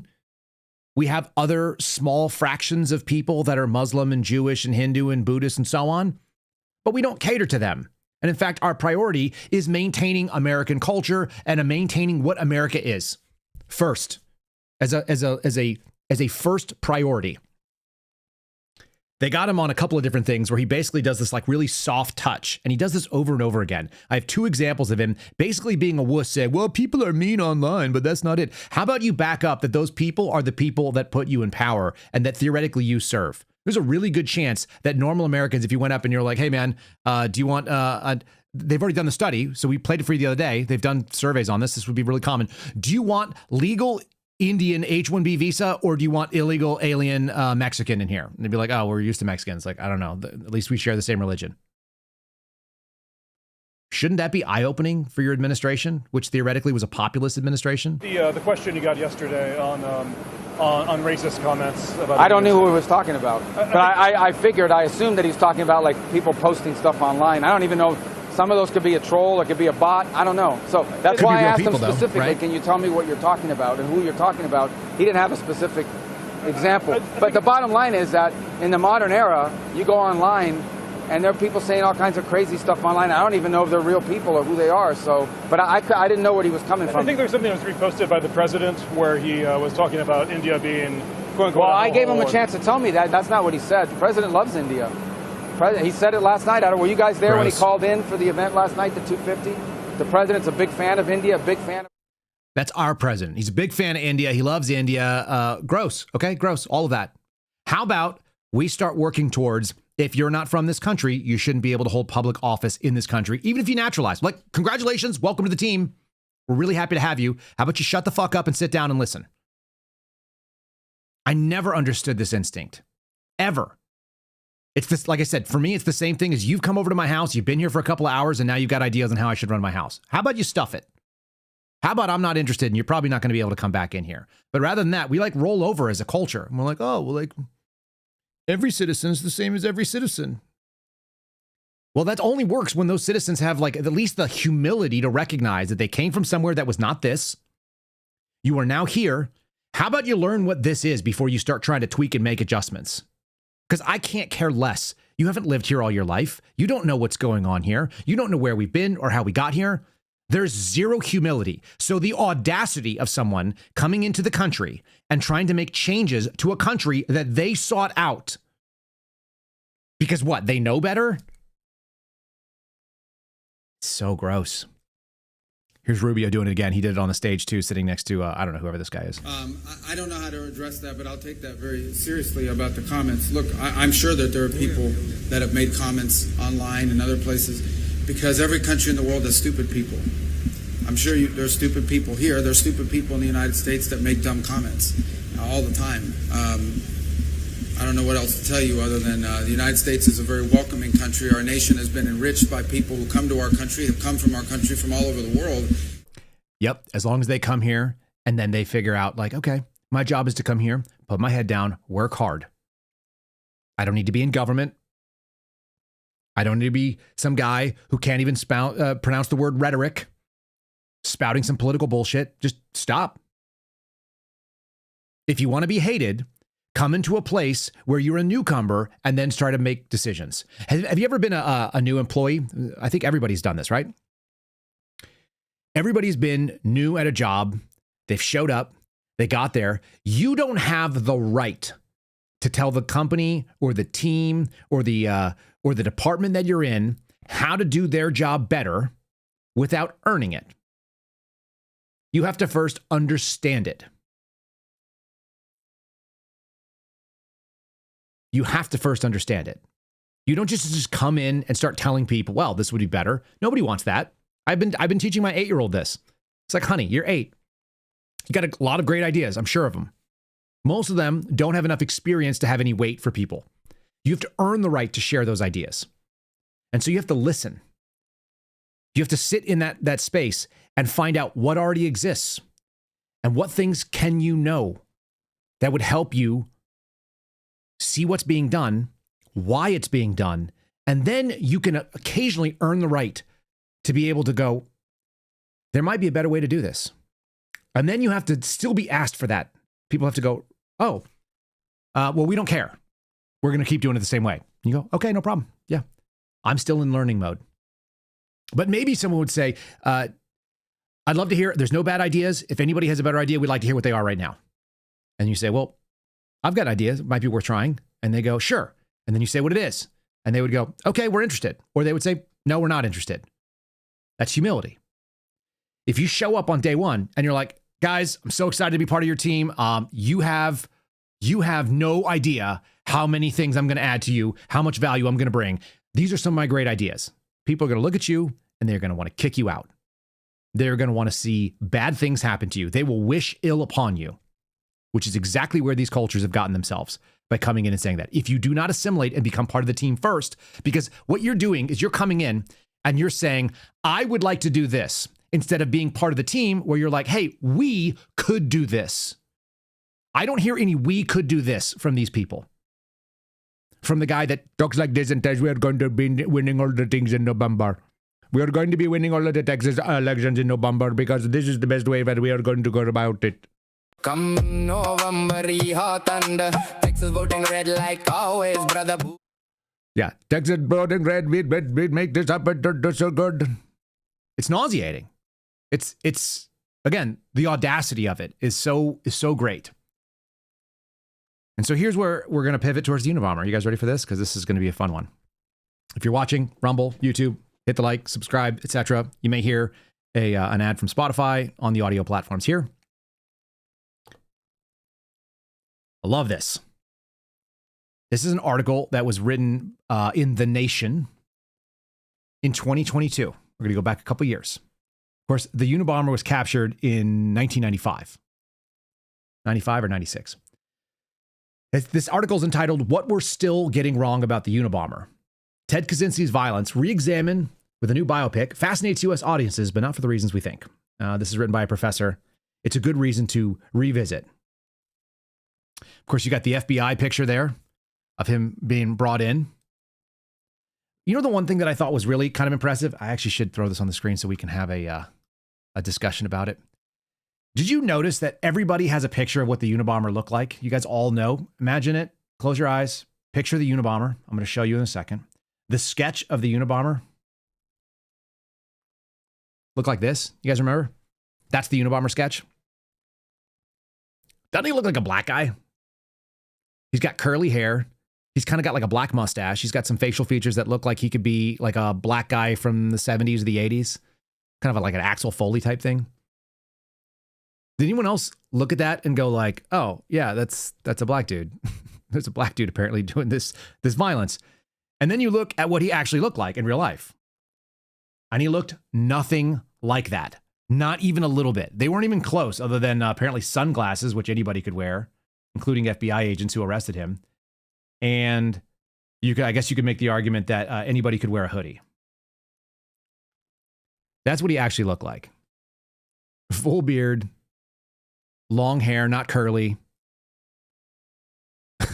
He didn't look anything like the thing that they said. This is your hyper-competent FBI, which wants to build out a broader and bigger surveillance capability. I'm going to read some of this stuff. In 1995, the Washington Post published a 35,000 word manifesto. This was the pipe bombers manifesto, in a bid to prevent the detonation of a bomb in the Los Angeles International Airport and end the FBI's most expensive manhunt to date. The text, which was called Industrial Society and Its Future, by the way, a huge focus in there about leftism. And if you've never read the manifesto, I'm going to link it in today's show. It's actually still being hosted by the Washington Post. Very much worth your time reading. 35,000 words. It's not that long, it turns out. You can skim it too. It was penned by Theodore Kaczynski, otherwise known as Uncle Ted, otherwise known as the Unabomber. I added the Uncle Ted part. Between 1978 and 1995, Kaczynski, a Harvard-educated mathematician living off the grid in Lincoln, Montana, killed 3 people, injured 23 more with bombs that he constructed in his cabin and sent through the mail. He also, interestingly enough, did not train underneath Donald Trump's uncle, who was at MIT, because Donald Trump was mistaken about that. No big deal. He was known to the public as the Unabomber in references to his targets, which were almost exclusively universities and airports. It's uncomfortable to admit that the manifesto, while the product of a morally unjustifiable actor, is not the ranting of a lunatic. Violence doesn't need to be justified to be comprehensible. As citizens of an imperial power, that's an interesting claim, like right there, we are in fact quite good at understanding and even justifying violence in the name of progress and democracy and economic stability and women's rights and keeping a nuclear weapon and protecting Israel. I added those too. So perhaps we should be a bit more curious about the function of our parallel and ghoulish obsession with the supposedly inexplicable violence of psychologically aberrant individuals. While Kaczynski was certainly disturbed, repeated popular attempts to understand his individual problems, there have been several feature-length films and a couple of Netflix series and so on, they seem more like an anxious effort to ignore something else. Like all manifestos, the Industrial Society is extreme, unspecific, and problematic, but it contains remarkable moments of cogency. Its popularity with anarchists and radical environmentalists and black bloc types makes sense. Its opening lines are not out of place even 27 years later, and it's not out of place even 31 years later. The Industrial Revolution and its consequences. This is a direct quote from Ted Kaczynski. The Industrial Revolution and its consequences have been a disaster for the human race. They have greatly increased the life expectancy for those of us who lived in quote-unquote advanced countries. India is not one of them, I don't think. But they have destabilized society. They have made life unfulfilling, have subjected human beings to indignities, and have spread widespread psychological suffering in the third world and to sufferings here as well. Inflicted severe damage on the natural world. The continued development of technology will worsen this situation. Interesting, huh? I'm going to bring up his manifesto real quick because I think it's quite interesting. If you've never seen it, once again, 35,000 words, published by the Washington Post and the New York Times in an attempt to stop bombings. It appeared Friday, September 22nd, 1995. This is within memory for most of the people that will be listening to this program. I remember it coming out. That was the opening lines that you just read, paragraph 1, introduction. There's a couple of other ones here that are also really interesting. If we advocate a revolution against the industrial, he says, therefore we advocate a revolution against the industrial system. The revolution may or may not make use of violence. It may be sudden or it may be a relatively gradual process spanning a few decades. We can't predict any of that. But we do outline in a very general way the measures that those who hate the industrial system should take in order to prepare a way for a revolution against that form of society. We've done surveys, anecdotal type surveys with the audience of this program on the call-in show. And without exception, and if you're one of those people that think otherwise, let me know. But without exception, the people that I've spoken to that listen to this program would push the red button that would immediately eliminate the internet from their existence, including those of us who make our living using the internet. Isn't that interesting? Every person that remembers an analog life would take it back to a simpler time. And the aspirations of the MAGA movement, at least theoretically, at least verbally, aspired to a simpler time. Make America Great Again aspires back to a time when America was great, when it wasn't like this. Whatever this is. Everybody would push the button. I'll put the chat up for a second. Given an opportunity to push a button to remove the majority of the convenience-based technologies that we all experience, delivery by Amazon, having your food shipped out to you, being able to go on the internet and never have to talk to a human being to order a single meal, and then walk up and pick up that meal without never interacting with another person. People would eliminate it in a heartbeat. And so it's very interesting to me when we have a country that is theoretically ruled, of the people, by the people, for the people. That's what our government aspires to do. And it's pushing data centers. And a piece by Wired magazine, I think, harkens to what we're hearing here with this Ted Kaczynski piece. Because what Kaczynski said was that technology has overwhelmingly proved that it is actually making life worse for people. Its goal and its aim is to make it better. And it chooses, it turns out, all these different sort of enriching processes. It makes itself better to the point where it actually ends up betraying the creator. And the greatest example of that is when the government, specifically the weaponized and the pointy part of the government, which is the FBI, the DOJ, etc., has identified domestic terrorism under the guise of people who are anti-technology violent extremists. I told you it would get there. I told you it would. It starts off looking for something like terrorists. And it ends up saying, we got no more terrorists. What else can we call a terrorist? Because we're looking for terrorists. We need to redefine terrorists so that we still have the ability to go after terrorists. We got a big budget. And so it starts off looking overseas. It begins looking for a thing that were called homegrown violent extremists. That was its first foray into the United States, where it said, oh, we want foreign terrorists, but we also want people who are foreign terrorists that are domestically based. Homegrown violent extremists, HVE. And once you're doing violent extremists, well, shit, you might as well have other VEs. So they started this subcategory called domestic violent extremists. These weren't homegrown violent extremists who were here legally but had foreign ideologies. These were people who were here from here, and we decided we didn't like what they were about because we needed to put our budget towards something. And they were militia violent extremists. And they were anti-government, anti-authority violent extremists. They were racially motivated violent extremists. By the way, you don't have to be particularly extreme, and you don't even have to be violent to be a violent extremist in the FBI's parlance. And that should scare the shit out of you, because you know what we do with terrorists? We bomb them in the middle of the Pacific. We bomb them in the middle of the Caribbean. We don't have to show any evidence of it. And we're not that far away from that being a thing, because we'll still send a search warrant FBI SWAT team to your house. And if you happen to own a gun and you happen to have it in the middle of the night because you pick them up, because it's dark and someone came through your door, then you'll probably get shot in the face and then you'll die. And how is that serving what we're doing? How is that serving the process? And now we have something called anti-technology violent extremists. People who don't like data centers, who don't like the surveillance state. You know what's crazy? There were people in this administration that spoke out against the surveillance state and the police state, including people like Daniel Bongino, who's so full of shit that he had an opportunity to fix something and he failed and he left in 292 days. And yeah, I got a good piece from him as well. Let me just show you that this post in 1995 was prophetic, I would say. Again, his method for accomplishing what he wanted, poor. Sending bombs through the mail, not brilliant. The psychology of modern leftism and pointing out that that is an issue and how everyone will agree that we live in a deeply troubled society. One of the most widespread manifestations of the craziness in our world is leftism. Ted Kaczynski pointing out leftism as one of the big problems. So he has multiple paragraphs dedicated to leftism and what he decides it is. During the first half of the 20th century, leftism could have practically been identified with socialism. Today, the movement is fragmented and not clear what we can properly call a leftist. When we speak of leftists in this article, we mainly have involved socialists, collectivists, politically correct type, feminists, gay and disability activists, animal rights activists, and the rest. It's funny because a lot of these people end up reading this and saying, yes, I agree with Ted Kaczynski. He explicitly hated them. They just read the opening paragraphs and thought it sounded good. socialists, collectivists, politically correct types, people who are telling you what you can or cannot say in your country, people who are identifying with foreign ideologies that are collective and not individualistic. You know, China, Korea, Japan, India, collectivist places.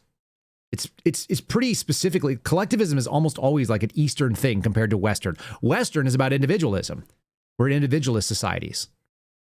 So when you start filling it up with socialists, collectivists, politically correct types, feminists, gays, and people that want to fragment, they fragment the people who are individualistic and they say, yes, you're part of this group.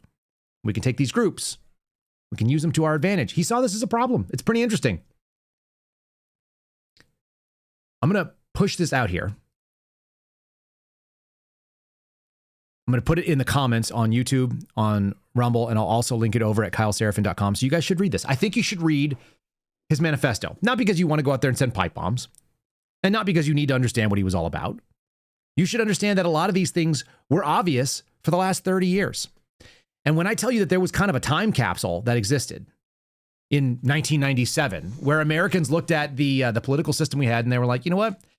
Killing politicians is preferable to voting them out. That's what the book Term Limits was about. Vince Flynn's book. It was a bestseller and people loved it. And the anti-heroes were like, we can't vote our way out of this. We're going to have to kill them and threaten them to give up the power they have.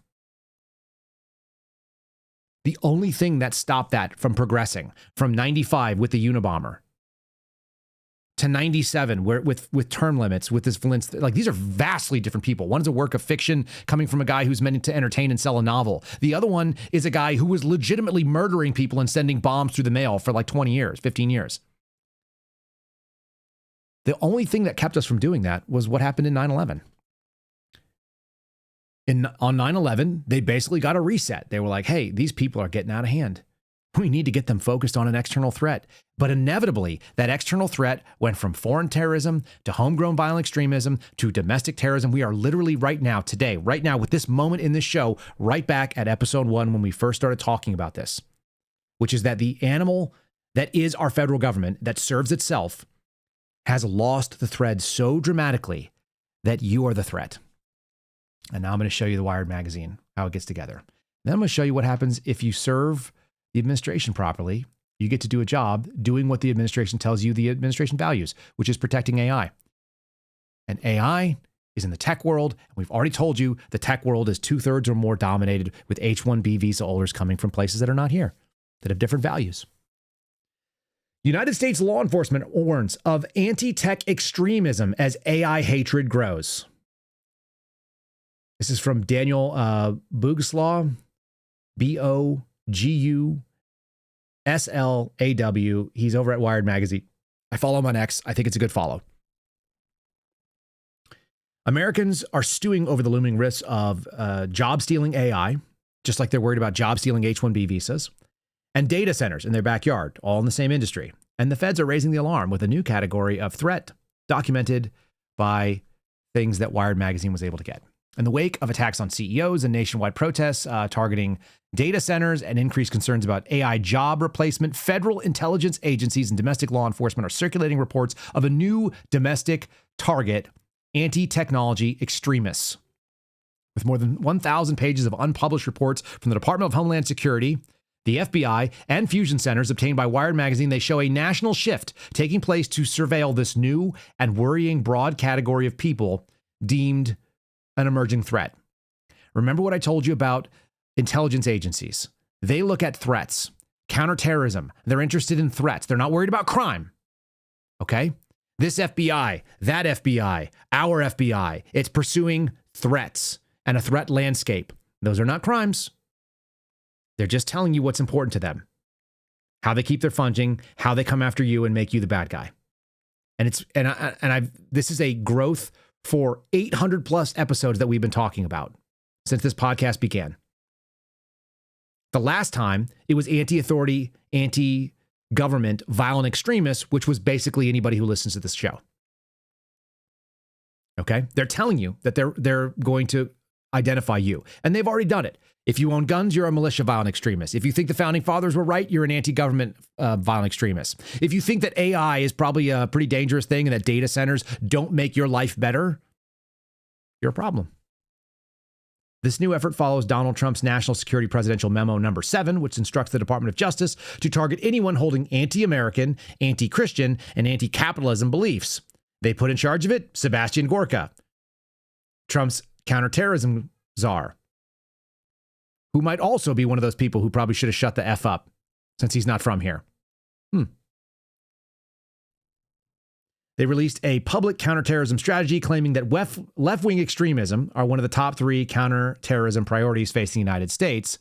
But what they'll do is they'll just cast you as left-wing if you don't fall into the gays and the Indians, who are the new conservatism, according to them. That's what the right looks like. Not according to me, probably not according to you.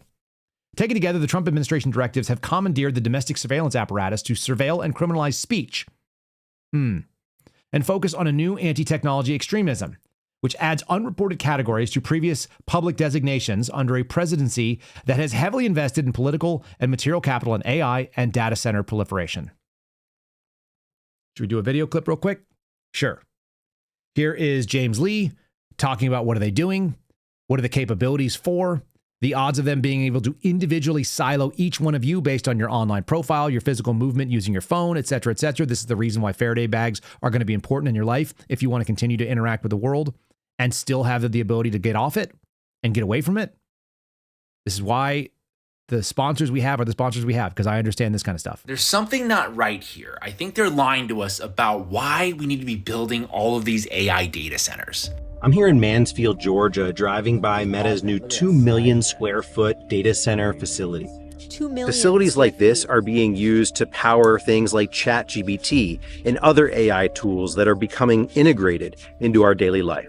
They're saying that that's what it's being used for, but I'm not sure because there's not that much need. It's like it doesn't take that much power. That's why I told you. Right? It's got to be some kind of surveillance thing. I'm telling it's you. It's not to power ChatGPT. Block C, cell A24, Yeah. maybe like 2 million square feet. We have 10x probably around there in terms of the number of data centers and the capacity, quote unquote, of compute compared to other countries. So I do think it's weird. They keep saying we need like more data centers. We already have a shitload of data centers. They literally want the power to know what each individual is doing at any given time. So maybe it's not a physical jail that you go in, like cell 8C or whatever, but it's like they want the power to be able to monitor everybody at any given time. Right, because what's happening? More and more people are going against Israel.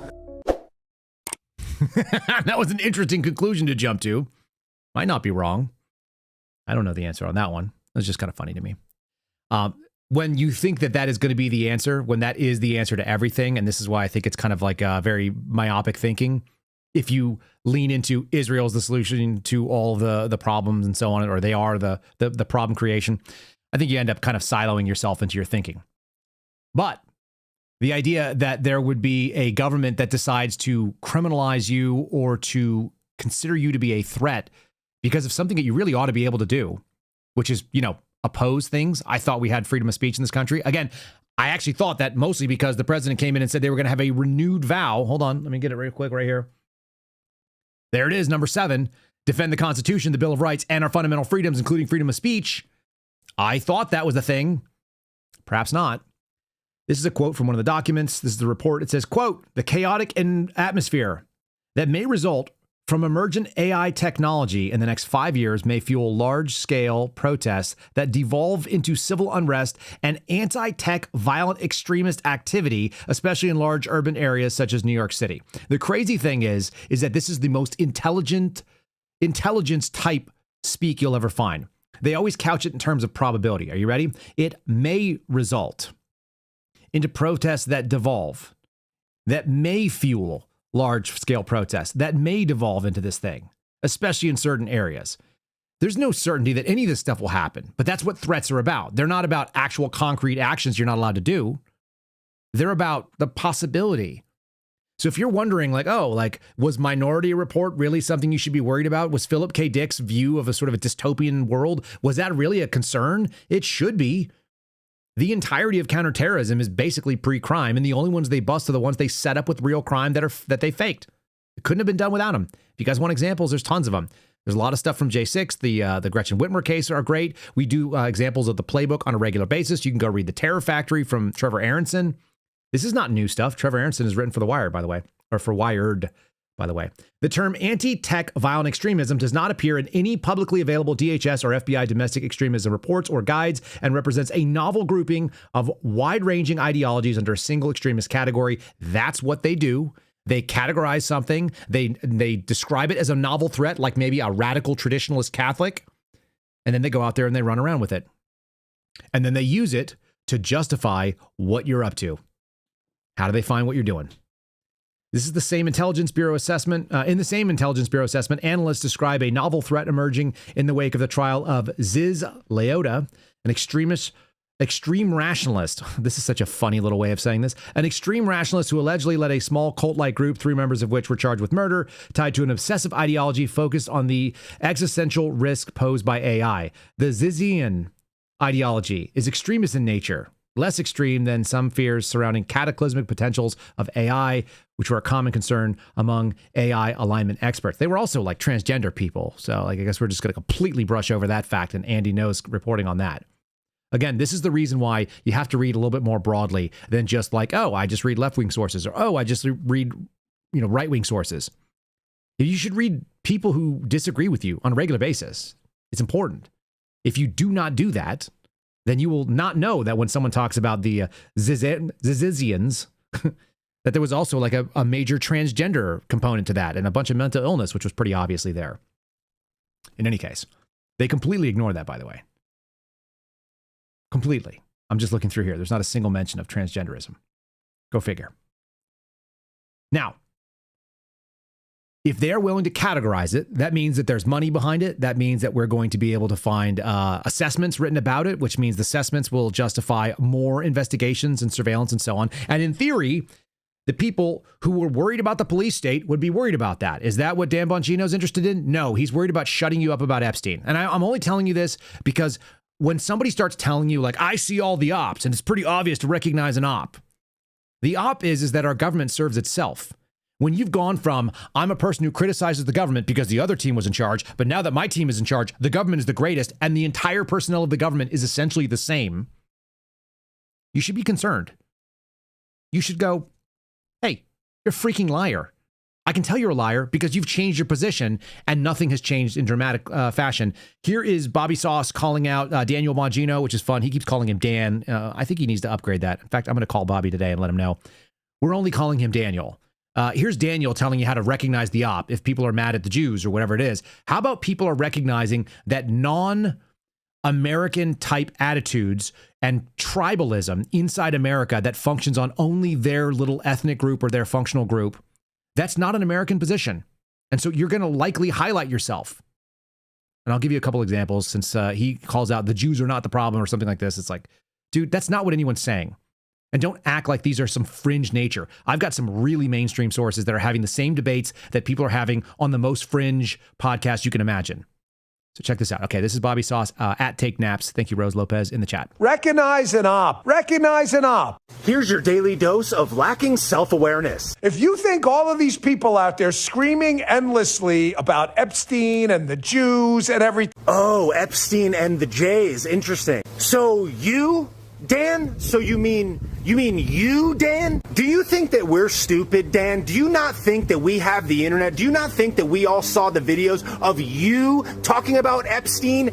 Dan, none of us changed, Dan. Our opinions are the same, Dan. We watched and listened to you, Dan. Never give this story up. There's something fishy about this story, Dan. And we didn't just wake up one day and say, oh, we're just going to take Dan's word for it after he got paid by the admin, after he went on the inside, to get rid of all the deep state, stayed for 11 months, then retired and came back to yell at us about how stupid we are for listening to what you said, Dan. And you want to say, oh, it's the Jays. That's a convenient way of dismissing an entire country, Dan, that has a lot of influence over our country, Dan. It's not about their religion. It's not about the people that they are. It's about the government that runs them and their interference and involvement in our government, Dan. That's a convenient tactic that they use to dismiss the whole concern outright. Dan, do you think we're stupid, Dan? The Massey types.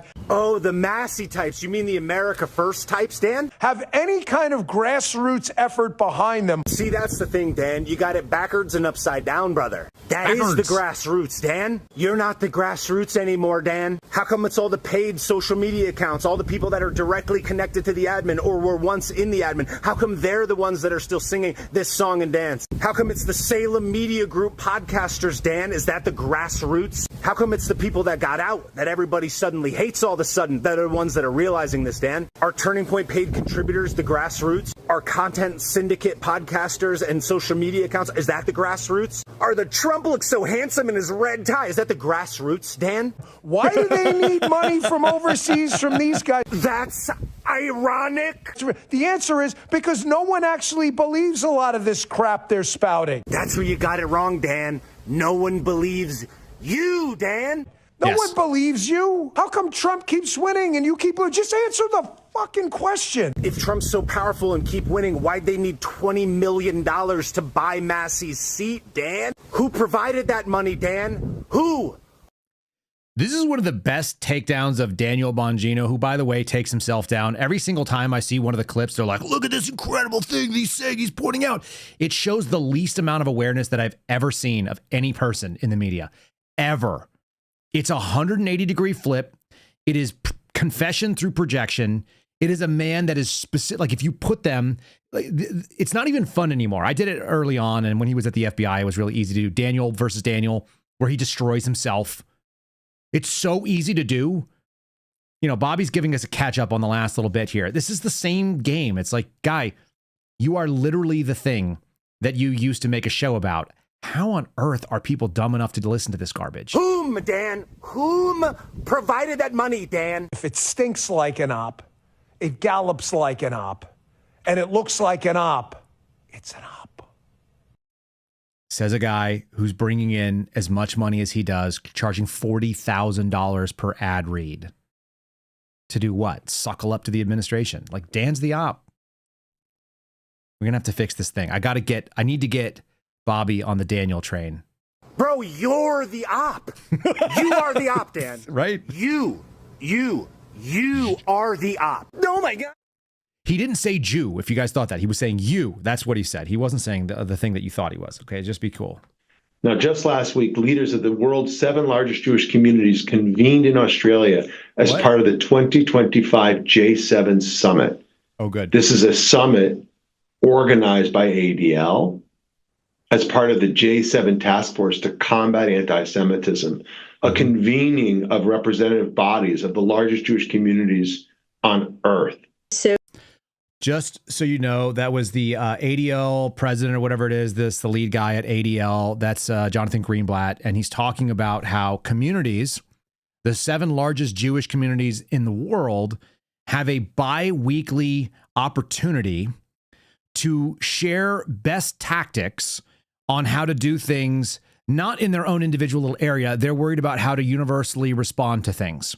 And so again, the problem with this is, if you are a person who's like, oh, I'm an American and American problems are unique to America and they come from, you know, things that are in America, and I care about how do I excel in America by making America great, then you're like, cool.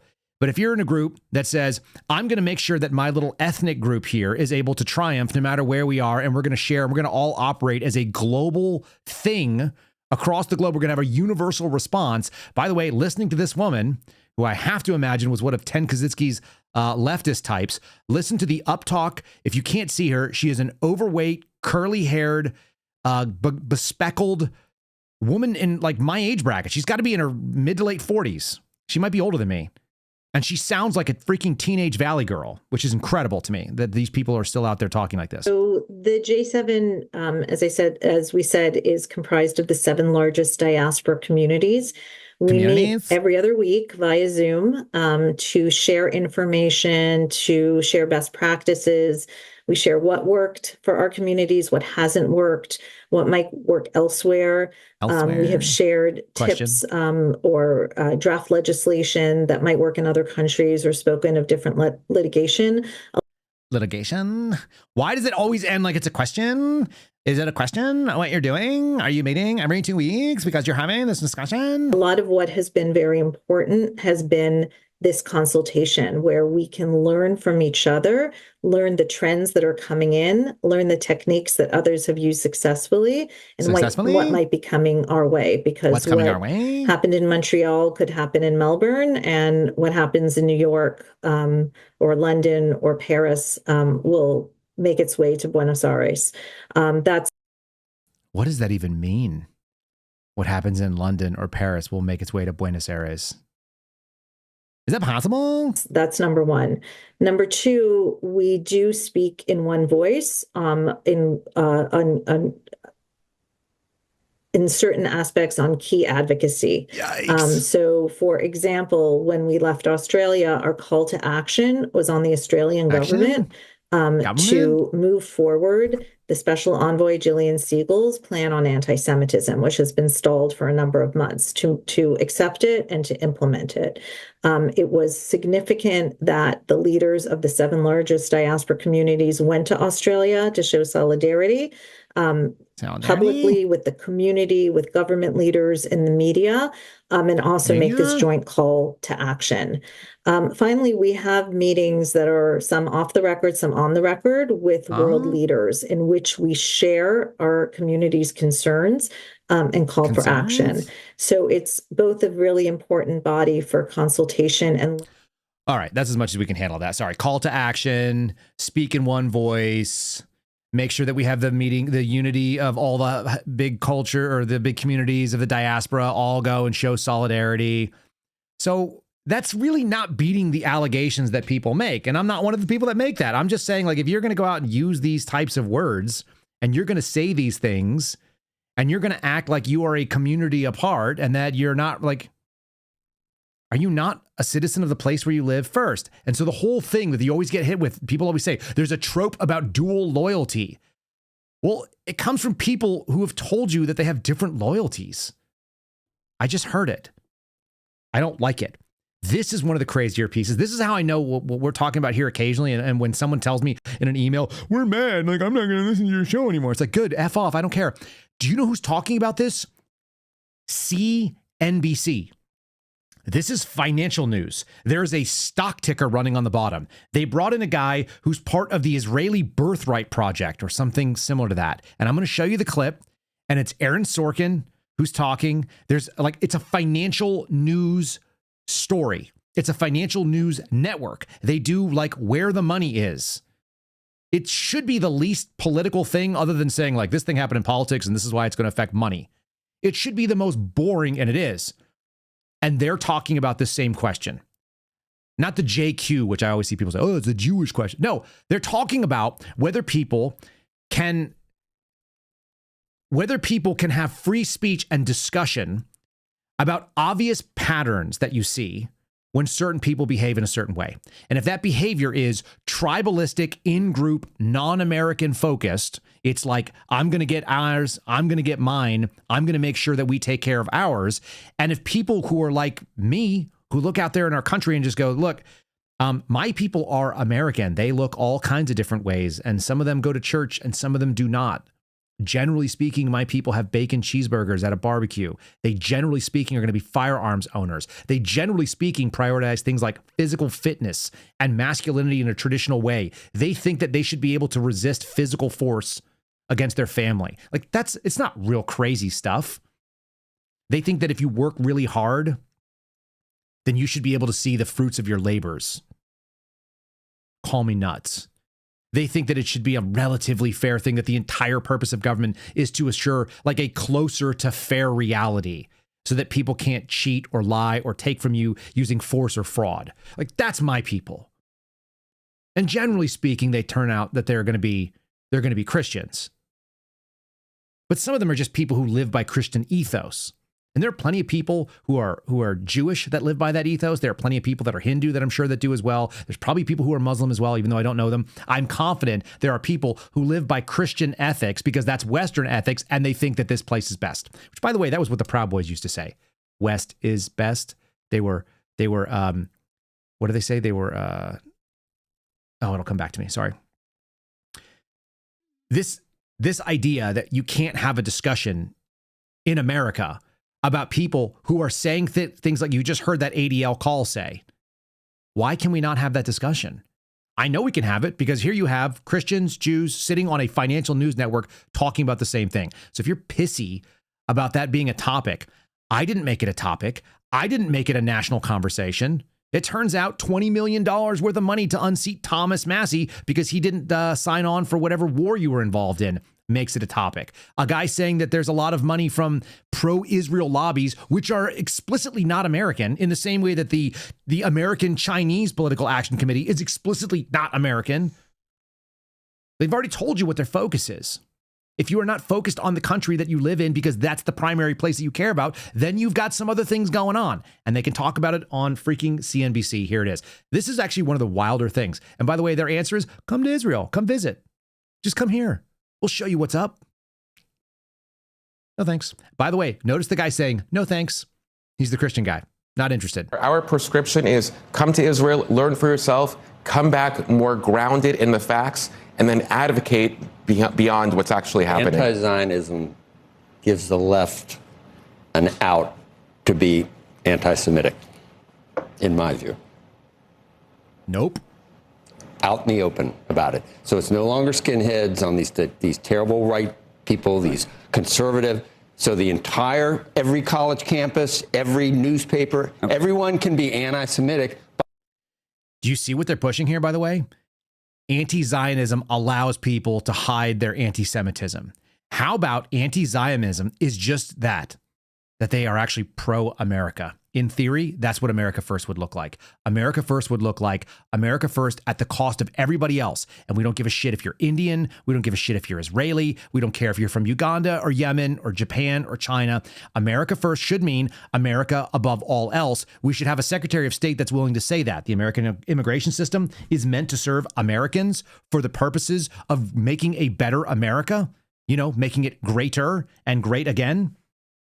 And none of these people have the freaking balls to say this stuff. And that's what makes it really gross. And they're all hedging their bets, worried about someone going to pull money away. By hanging this ridiculous label that it's anti-Zionist. Well, so let me ask you. That's just you understand what I'm saying. I understand. I have a different one. And I think you give them an excuse way too much. And I'm not Jewish, so I have no skin in the game here. I'm a Zionist, but I'm not Jewish. How's that? Let me ask you a different question. He just said, I have no skin in the game, but I'm a Zionist and I'm not Jewish. Like, why are you a Zionist? How about you define that term? Because if that means that you think Israel is allowed to exist, that's one thing. If you think that we have to back Israel's play, then you're not a Zionist. You're like someone who has some sort of weird loyalty to another nation, which may not be in our interest. That's bizarre. It's freaking bizarre. And that's a reasonable conversation. It has nothing to do with Judaism, it turns out. So that's why I get really grossed out when these people start acting like this. He literally made the argument against himself in his argument. And again, this is on CNBC. That's how I know this is common fare that anybody can talk about it. No, but these are the real issues in terms of just how people are thinking around the country right now. You've been worried about that ever since the war started. You worried about the perception. I am worried about the perception. It was after October 7th. Let me ask you a question, which is there is a view among, you can go, especially young people, who have a view about the Israeli government. Let's try to create a distinction, if you want, between the Israeli government and the country. I don't know if you think that there's a distinction that can be made, but that unto itself has become an issue. This is Aaron Sorkin, who is Jewish, as far as I can tell, and he's pointing out that there is a distinction between people who are Jewish, people who live in Israel who may or may not be Jewish, the people that live there, and then what the government does. And I think holding people accountable for like what their government does, a lot of us wouldn't want to be held accountable. Our government has just declared that if you don't like AI, that you might be a violent extremist. They've said that if you think that the government is not a great answer, that you might be a violent extremist. They think that if you should own guns and you want to organize with your friends to be able to shoot guns and know how to do some common tactics, that you might be a violent extremist. So I would say that most of us are looking at government and saying, yeah, government is not us. We are something else. And then your individual religion and your individual faith community is something completely else. Like, why can we not hold these distinctions? Isn't that reasonable? Yeah, of course. Look, we live in a country here that's highly polarized, highly divided. You have Americans who love America, who disagree with the government. The same is true in Israel. That's what happens in a vibrant, messy democracy. You can have various points of view. I would say that anti-Semitism is not just a Jewish problem. It's an American problem. History has shown. I think it's a completely American problem. There's no question. But I think it's not just America. I think it's a European problem. I think it's all over the world problem. Sorry, I keep calling him Aaron Sorkin. His name is Andrew Sorkin. Sorry, Andrew Ross Sorkin. Easy to mistake those two. They both start with that. Anyway, he's a journalist, and I've seen him do a bunch of stuff. He ends up hosting things. You've probably seen him with Elon Musk talking, and at one point in time, he's the guy who's like, if you want to take money from me, like, go F yourself. So anyway, Western chauvinism. Thank you, guys. Western chauvinism, saying West is best. That's the Proud Boys thing. See, our chat comes through with the win. Thanks, guys. All right, I'm going to continue this clip here. It goes on for a little longer, but it's worth listening to, just at least some of the stuff. And by the way, the answer keeps being pushed by this one guy. Come visit Israel, and we'll change your mind. Well, nobody's talking about Israeli people writ large. They're talking about what the nation of Israel does. And so you're not going to change my mind about what your government does by taking me on a freaking tour. Just like you can't take me. I could show you Yellowstone, and you'd love Yellowstone. And that would not also change your view about like whether or not the American government does evil things on occasion, which is clearly obvious that it does. Just the fact that we have beautiful parks or that there are nice people there in Montana, like that's not it. Wyoming, you're not going to change their mind. How about you just go hang out in the slums in New York City? Go hang out in the streets in New York City, and then you'll hate all Americans. And it won't be accurate either. And our value proposition is come to Israel, learn about the situation, come back better informed, advocate with pride and with confidence. And that's what we have done and brought over 1 million people. We're losing on the tolerance of it, though. We are allowing it to happen, and we allowed it on the college campuses, and it's still happening. This is the so-called Christian, the Zionist guy who says that he's a Zionist, he's a Christian, he's got no skin in the game, but he's now advocating against free speech, and he makes his living speaking. This should also show you what an op looks like, if you guys want to know. When somebody who makes their living theoretically using free speech and freedom of the press is willing to advocate against the freedom of the press and free speech, that's a problem. That's your op right there. These are people arguing for governmental controls. You know, like Daniel Bongino. We are, there's too much, don't you agree? There's too much. That's why it's out of control at this point. If you look at, we have Jonathan in here and talks about the percentage increases across the board. Right, but the only distinction I would make is you've tried to create this as a political argument between liberals and Republicans or Democrats and Republicans. Everything is. No, not because Democrats. I've said left and right. I'm not saying Republicans and Democrats. I'm watching Tucker Carlson, and I'm watching Megyn Kelly, and I'm watching all of your old friends saying all sorts of things that are absolutely as outrageous as all of the Democrats are. How does this guy in Maine, even Auchincloss, said this is unacceptable? It's unacceptable. Everybody wants to put it into an old paradigm. And that's what I keep saying too. This is why there's going to be a new discussion. And the discussion is not about whether people are on the left or on the right, because those are false distinctions at this point. The breakdown in this country is going to come down very, very simply. People who want to be left alone and people who cannot leave well enough alone. The people who cannot leave well enough alone are collectivist types. Oftentimes, they may follow a socialist ideology. They may be fascistic, where they think they need to compel you. They have an agenda. They think there is only one way to do it, and you must do it the way that they say. And then there's people who just want liberty and freedom. And you can call them constitutionalists. You can call them libertarians. You can call them bacon cheeseburger nationalists, which is what I keep saying. People who want to be left the freaking hell alone. And they want to be free to be able to compete on a fair system. And you're going to find yourself at odds with people on the left and the right. There's a reason why people on the left and the right get really spicy with me, and they get really pissed off at what I have to say, because it offends all their prickly sensibilities, because the principles are, I want individual liberty. I want you to have loyalty to the place where you live. I want you to shut the hell up if you just got here, because I don't give a shit what you have to say. You haven't earned the right to say the things about whatever this place is. You may have the ability to do it, but it doesn't mean I have to like it. And it doesn't mean that I ever have to listen to you. And you certainly shouldn't be in a position of power. And if we're giving those positions away, shame on us as a country. I don't actually think we have free and fair elections, which is something that also the president of the United States used to say right up until the point when he acted like that wasn't a problem. If that's not his number one priority, as long as shutting down the border, if that wasn't it, if day one didn't come in fixing the election systems, all my buddies that were like, hold on, 3D chess, it's coming at any moment. Trump's got him now. It's about to happen. All of those people are hanging their head in shame, because we're going to have an election in November that will not be fixed. There will be no Save America Act passed. We will have selections of whoever it is. It'll favor the party. The party has already done what they wanted to do, which is they put in all the people that they thought were important through primary systems that I don't think are fair either. If you guys don't understand, it doesn't have to be one single group of people pulling the levers of like who's corrupting the elections. It's pretty straightforward. It's like, well, of course it happens at a local level. Local level feeds whatever is going to help out the state party. The state party picks who people are going to be. Those people get moved forward. This is the agenda. Fine, got it. And then you have a national election, which is basically just a propaganda war. Can we give you enough information? Can we spend $20 million? We're going to have to unseat one of the most popular congressmen in Congress in his own district. How are we going to do that? Well, obviously, we're going to have to say that there was $20 million. Now, talk about that $20 million and don't talk about the fact that the elected representative was removed in a primary.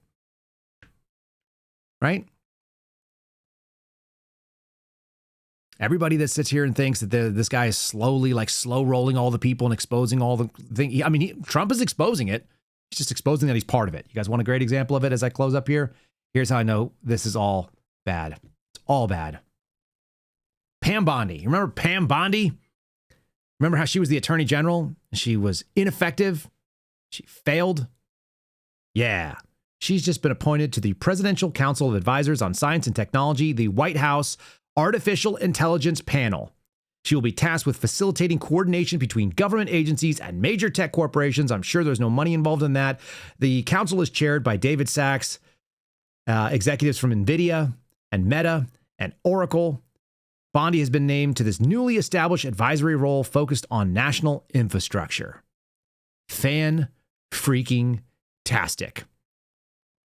This is what we used to call, what they call the Peter Principle. This is the classic fuck up, move up attitude in government. And they're telling you what's important. You're a loyal soldier. You're willing to do all the things you did. You failed to roll out the Epstein list. You failed to get accountability in government. You failed to reform the mechanism that is going to end up killing people in this country. You've got people that are now going to be doing anti-technology violent extremist cases from our FBI that was supposed to be fixed but won't be. And now you're going to be in charge of the AI panel where you get to go rub shoulders with the founders of all the big AI companies and all the big technology companies who are hiring all the Indians. And it turns out most of them turn out to be Jewish too. At least ethnically. I don't think that they live under their faith like that. So there you go. How do you like that to sweep it all together? Is there a response back? Can we do anything about this? I don't know. But you know what we can do? We can laugh. We can also see something that is truly audacious. If you want to do something that nobody will do anywhere that I'm aware of, you could grab your bagpipes and you could go spread your culture in India. This is the reverse version of bringing a bunch of Indians here, and you guys are going to like this because it's super loud and it's really, really, it's audacious. It's equal audacity to running for office and telling people that they don't have good retard. Before we get there, like the video, share it to somebody if it changes your mind, makes you think, whatever, and subscribe to the channels in the places you can. Let's do bagpipes on an Indian train. I kid you not. Let's freaking go.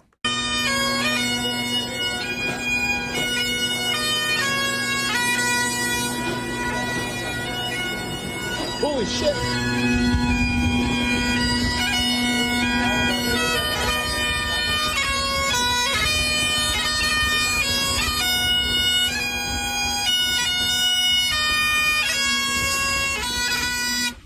I am proud to be a European. I will not show embarrassment to be a European, and I will continue to spread European culture. For some reason, I don't really hate it when I hear somebody saying that they're carrying the bagpipes. If you're bringing a bagpipe into the subway, send it, my man. He's not afraid of it. He's goofy looking. He's wearing a freaking dress. He's in India, and he just bagpiped the shit out of all those people. They didn't even know what to do. I got a couple of other ones here. I'm going to give you two more examples. How about unscrupulous ways to make money since you can't make it the right way? You can't live in the American system that's going to give you a free and fair route at it. I guess you could beat them at their own game. It might look something like this. Unethical but legal ways to make fucking money, part 78. First, cross-reference utility maps with land deeds. Look for electrical transformer pads, those big green boxes that sit on implied easements. This means the power company never actually bought the dirt they're sitting on. Go on and buy that specific 100 square foot residual patch for $500. Once the deed is yours, you own the ground holding up the entire neighborhood's power grid. Here is the glitch. Serve the power company a notice of trespass. Without a recorded easement, their equipment is an illegal encroachment. Give them 72 hours to remove it or face a continuous trespass lawsuit. If they pull that box, 500 mansions go dark instantly. The utility company can't just move a transformer. It takes months of permitting and millions in rerouting. They have deep pockets and a legal obligation to keep the lights on. You offer a surface access lease for $10,000 a month or a one-time permanent easement purchase for $250,000. They'll call it a shakedown. You call it rectifying a title defect. They'll wire the money because the alternative is a PR nightmare and a total grid collapse. You aren't a saboteur. You're an infrastructure integrity auditor. The profit is fucking brutal. If any of you actually do this, will you please let me know? You can also become a sort of like sponsor of the program over on Locals. I don't ever really advertise at kyleseraphin.com. If you want to support the program, we don't take money from anybody to say anything that I don't want to say, ever, period. In fact, I reject sponsors when they explicitly say like, well, you have to read our script as is. It's like, I don't do that. I don't do that. I don't say things that are not true. I don't say things that I don't want to say. You can't put your words in my mouth under any circumstances. I'd rather not have a podcast, or I'd rather do it for free. So anyway, if you guys want to sponsor that, if you want to be part of our thing, it's like $5 a month. I think it's $50 a year. You can join us on Locals. You get access to the call-in show where you can call and say whatever the hell you want. And people say wild things like standing at the door with no pants on and a boner because they're carrying an axe. People have said some pretty strange things on our call-in program. I'm looking at you, Josh. You know what you did. Yeah, we like that. I like that. I like free speech. I think that most people that have a general sense of what Americans are about, they limit themselves by what's okay and what's not okay. And maybe we walk up to the line and it's usually that line is humor. So there we go. All right, I got one more thing for you. This guy has decided to go to war with the HOA in a way that will keep you from losing your ever-loving mind, but it looks like it's made him put on some weight. His HOA lady, which, by the way, just like I told you guys the other day, and my wife said I'm not supposed to tell you, when you find out that there's a woman in charge of your HOA, you should just cancel the buying process of the home. If there's a woman HOA president, quit. Do not buy. Do not redeem. Do not move into that neighborhood. You should never move into a neighborhood that has a woman running the HOA. Universal rule. I'll make that Kyle's universal law number 1 for human happiness. Do not move into a neighborhood run by female HOA president. You guys all know I'm right, including the women. This dude moved in, and now he's running in a counter attempt so that he can become the HOA president. But before he did that, he spent a year tormenting this lady, getting shitty text messages. I would not handle this so well. It's a punk rock song. We might as well go out with some music, and then you'll hear the outro. God bless you guys. Thanks for listening. Enjoy the show on the way out. My HOA president has sent me a lot of texts over the last year and a half. They're really good. So I asked AI to create a song with it. Here it is.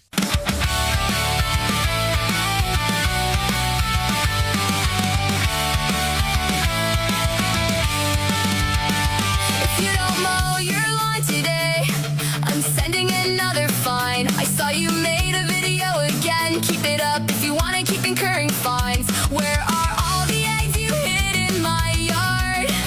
To pay your next fine, I'm gonna need a picture of your card. Where did all the Prop 67 signs come from? If he doesn't stop too, I will find your son. I'm Christian woman, that's the only reason I don't say that I hate you. I dare you to paint your house, and it better not be blue. I know you did it. Stop filming videos. No, no, no, no, no, no, no, no. I don't care if